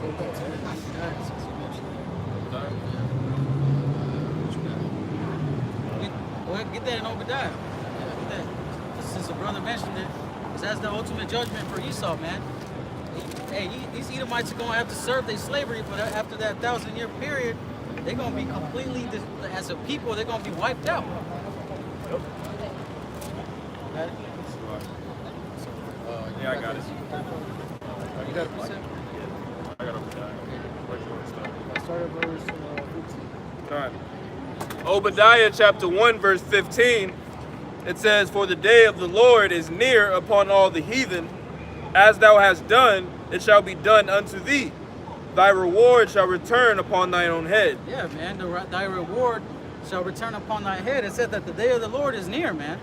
Like it's like we in the last days. We in the last of the last days. Right. Like we could literally be, the Lord could literally come back a month from now. You know what I'm saying? We don't know, but you know the time is we can't say, you know, it'll be a year from now or a few hours from now. You know what I'm saying? Which the Lord wanted, it could. You know, but all we know is that time is close. Go ahead. Verse 16, it says, "For as ye have drunk upon my holy mountain, so shall all the heathen drink continually. Yea, they shall drink, and they shall swallow down, and they shall be as though they had not been. Okay, jump down to verse. What does that mean? Oh, okay, no, yeah, you. What does that mean? Read it again. Obadiah 1:16. It says, "For as ye have drunk upon my holy mountain, so shall all the heathen drink continually." Right. There's pretty much those that you dealt treacherously with, they're gonna deal treacherously with thee. That lines up with Revelation the 17th chapter 16 verse. Go ahead. It says, "They shall drink and they shall swallow down." They shall drink, right, and they shall swallow down. Go ahead. "And they shall be as though they had not been." And they shall be as though they had not been. Pretty much, they're gonna be wiped away. It's gonna be as though they never even existed, man. You see what I'm saying? And that's gonna be a glorious day, man. The day where you don't see one Edomite and an Edomite don't exist, as if they just never been. Like it tells you in Psalm 126, it says that what it says. It's gonna be as if we was dreaming, waking up from a dream. You know, that's gonna be a glorious day, man. That's the day that we should. That's the day that we all are praying to Yahweh B'Shah for, man. The judgment of these damn devils, man. See, this nigga's off the chain, man. Literally, this nigga's off the chain. You got it. Yeah, go ahead. I think the point is Verse 17, it says, "But upon Mount Zion shall be deliverance, Boom. and there shall be holiness, and the house of Jacob shall possess their possessions." Yeah, man. Upon Zion shall be deliverance. Meaning the nation of Israel is gonna be saved, man. They're gonna receive that salvation. They're gonna be set up like we was going into in Isaiah the 2nd chapter, man. They're gonna be that top governing body. Read that last part of that verse again. Yep. In Obadiah 1:17, it says, "But upon Mount Zion shall be deliverance, and there shall be holiness, and the house of Jacob shall possess their possessions." Yeah, man. The house of Jacob shall possess their possessions, man. We're gonna have everything that we deserved. You know what I'm saying? Whether it be these heathen nations in slavery, the world. You know what I'm saying? The earth. You know what I'm saying? Everything that we deserve, we're gonna have it as a possession, man. Go ahead. It says, verse 18, "And the house of Jacob shall be a fire, and the house of Joseph a flame, and the house of Esau for stubble, and they shall kindle in them and devour them." Yeah, man, we're gonna be that devouring flame, you know, and we're gonna devour Esau. We're gonna ultimately, like I said, man, Esau's gonna be as stubble. What is stubble? When you burn wood, man, you know, it's gonna be that ash that blows away in the air, man. Goodbye. Yep. It's gonna be, you know, it's gonna go bye-bye, like Tazama said. Out of there, you know how that dust just flies off. You ain't worried about it. You ain't worried about burning stubble. Like the burning stubble, the remnants of you ain't over here. Like it just flies away. A little small breeze could just dust it off the street. You know. "And there shall not be any remaining of the house of Esau, for the Lord hath spoken it." Yeah, man, and there shall not be any remaining of the house of Esau. And why? Because the Lord said it. And if the Lord said it, man, then I believe it 100%. You know, because they say, hey, man, the Most High said words don't return backward, like the scriptures say. Yep. Once the Lord promises something, I guarantee you that it's gonna happen. I got something. Oh, whenever you make. No, yeah, I was just gonna say, like, I still see Edomites walking around, so this is something that I'm still, you know, prophecy that I'm waiting, you know, that we all waiting for. Right. You know, you got it. Isaiah 14, verse 21. "Prepare slaughter for his children for the iniquity of their fathers, that they do not rise, nor possess the land, nor fill the face with cities." Yeah, hey, that's what we supposed to do, man. We're supposed to completely cut that line off, man. Or else, hey, if you leave like a small remnant, they're gonna eventually come up and rise back up. Oh, the next verse about to go right into what Okay, you're you saying. got yeah. Check this out. It says, because it said children here, right? Verse 22. For I will rise up against them, saith the Lord Yahweh of hosts, and cut off from Babylon the name and remnant and son and nephew, saith Yahweh. Yeah, man. If you cut off the name, the son and nephew, that means that you really want to just completely cut off that line to where hey, you have Can't put their seed out no more. yeah, you have let's say what's the Edomite name? Kobe, Gunner. Kobe, Gunner. yeah, Gunner. Tanner. Bubba. Yeah, you know, Tanner, and his last name is Lebowski. Yeah. You know what I'm saying? And you completely cut off that name, the son and nephew and all that. That means that Lebowski's not gonna be, his line just ended right there. You know, like there's gonna be no more Lebowskis in the future. You know, It's like a weed. You know, if you have a real invasive weed, you know, in your garden, You gotta cut it out. in order to get rid of that thing, man, I mean, you really got to get in there and you got to remove all the roots. You know what I mean? And then a lot of times, because, you know, the weeds will leave seeds sometimes that you can't see. Even after you do that, you're going to have to, you know, spray it with a particular, you know, herbicide or something, weed killer. Yeah. You know what I mean? And that's exactly what Yahweh Shem Yahushua is going to do. He's gonna uproot, you know, the house of Esau. Right. And he's gonna Yep. and he's gonna burn them with fire. Yep. That fire is gonna be that. That's gonna make sure that we will never go again, man. That's right. You know. That's right. Can I get one more for you? yeah. Job chapter 18, verse 15. I saw that verse 16. His roots shall be dried up beneath, and above shall his branch be cut off. Man, his root and his branch above. And you just imagine you have that tree, like how Esau be taking out the trees, the stumps and everything. You know what I'm saying? You take that out, and then after you take it out, not only do you put what is that weed eater in that hole. You burn up the tree from the roots all the way to its branches, man. Yep. Making sure that you that it's completely destroyed, man. That's right. That's the line of Esau, man.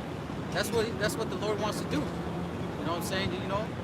I believe this brother had a precept. I got a little more, real quick. Yep, it says, his roots shall be dried up beneath, and above shall his branch be cut off. His remembrance shall perish from the earth, and he shall have no name in the street. He shall be driven from light into darkness, and chased out of the world. Damn, you see that? Even the remembrance is going to be cut off, man. You're not like, you do that to a small plant. You think you're going to, 2 years from now, you're going to think back, be like, damn, it's fucked up what I did to that plant. Like, no, you're not even going to remember that plant. Yep. You have a beautiful little garden growing in there. Yeah, you're going to have, something better's going to grow out of that. Yeah. You got a weed, like that's decimating your vineyard. You're going to take it out, or a certain, like a poison ivy growing or something. You know what I'm saying? You want to completely take it out, or else it's going to affect the rest of your vineyard, man. Yeah, it's going to pretty much spread. Yeah, you're right. It's going to spread.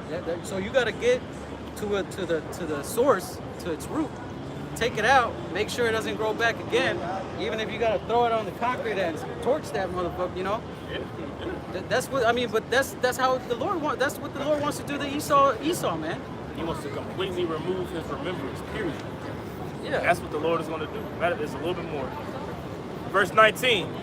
He shall neither have son nor nephew among his people, nor any remaining in his dwellings. And it's specifically his son and nephew again. Right.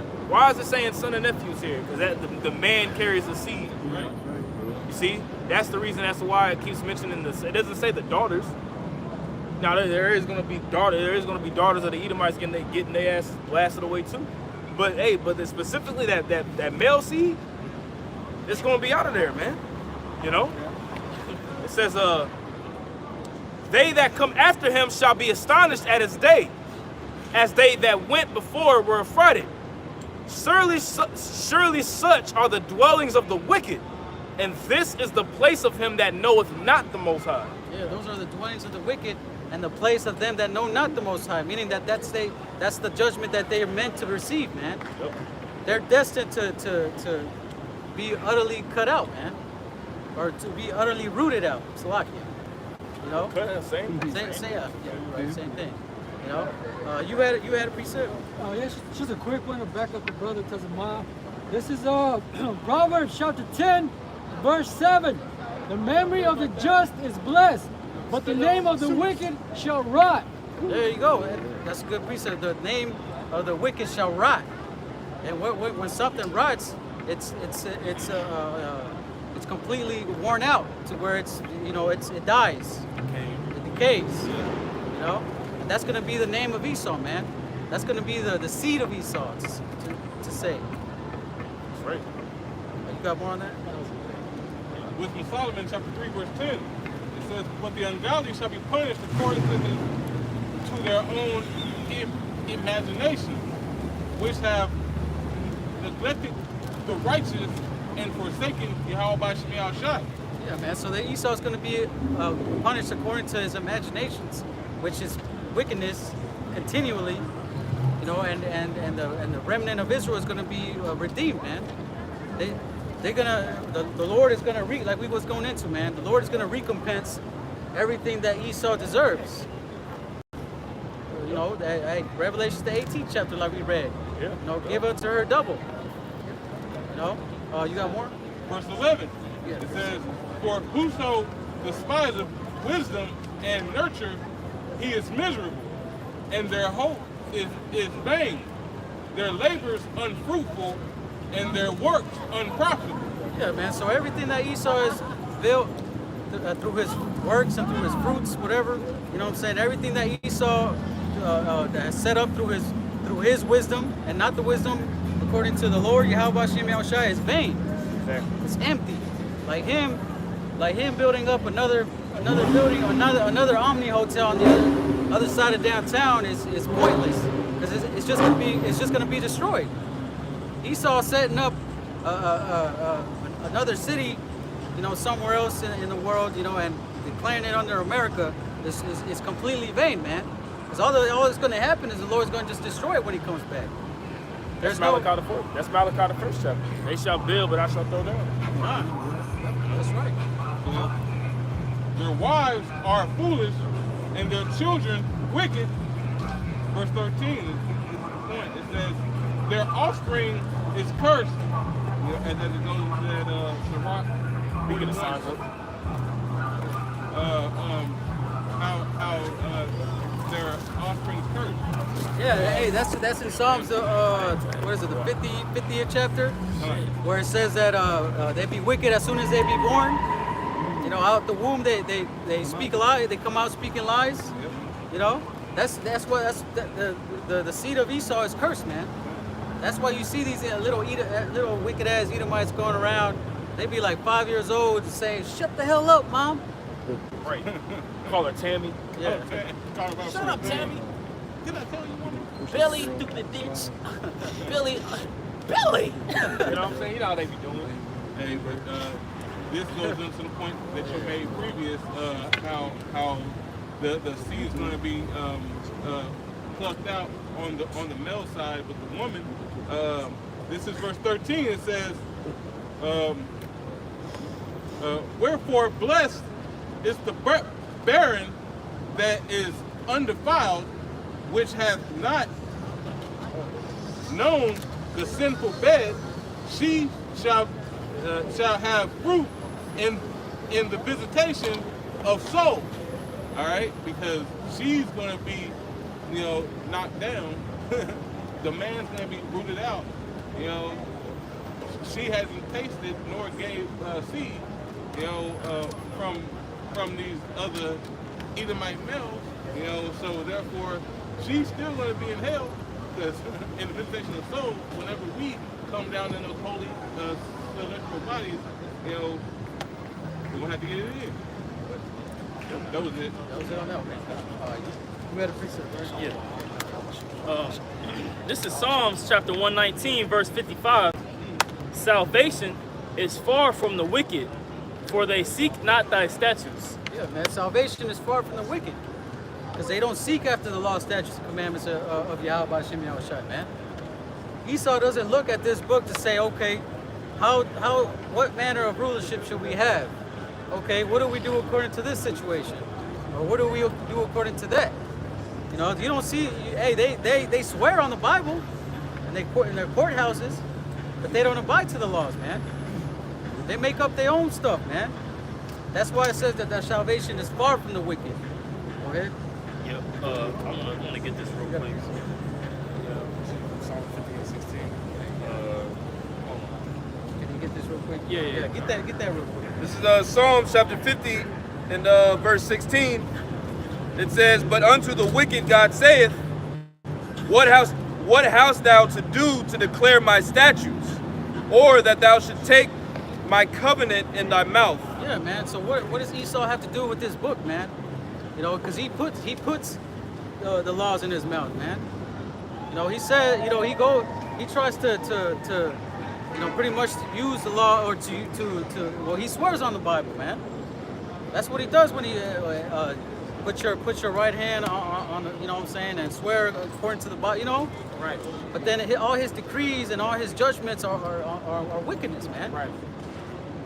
Go ahead. Verse 17, "Seeing thou hatest instruction and castest my words behind thee." So like, read that again. Psalms 50 and 17, it says, "Seeing thou hatest instruction and castest my words behind thee." Yeah, man, because Esau doesn't look according to the instructions of this book, man. He hates it. Everything that all the laws that Esau has set up here in America is 100% contrary to the laws in this book, man. Like we was going into earlier. Got more on that? That was it. Okay, go ahead. Read that and make it. So yeah, just I'm gonna read this again just for context. This is Psalms 119 and 155. It says, "Salvation is far from the wicked, for they seek not thy statutes." And when you get that word salvation, as we should know, right? It's Yahweh. So it says victory, right? And we know from Job 20 and 5, it says that the triumphing of the wicked is but for a moment. So that victory that they get, that we think that they got, or that the world thinks that they have, man, is just for a small moment. But the Lord said it's far from them. All right, He's got it for a particular time where it's going to be cut short. Right. And then, you know, we get to see the rest of the movie play out, and that nigga be punished, man. He had appointed his bounds that he can't pass, like Exactly. it says in Job 14.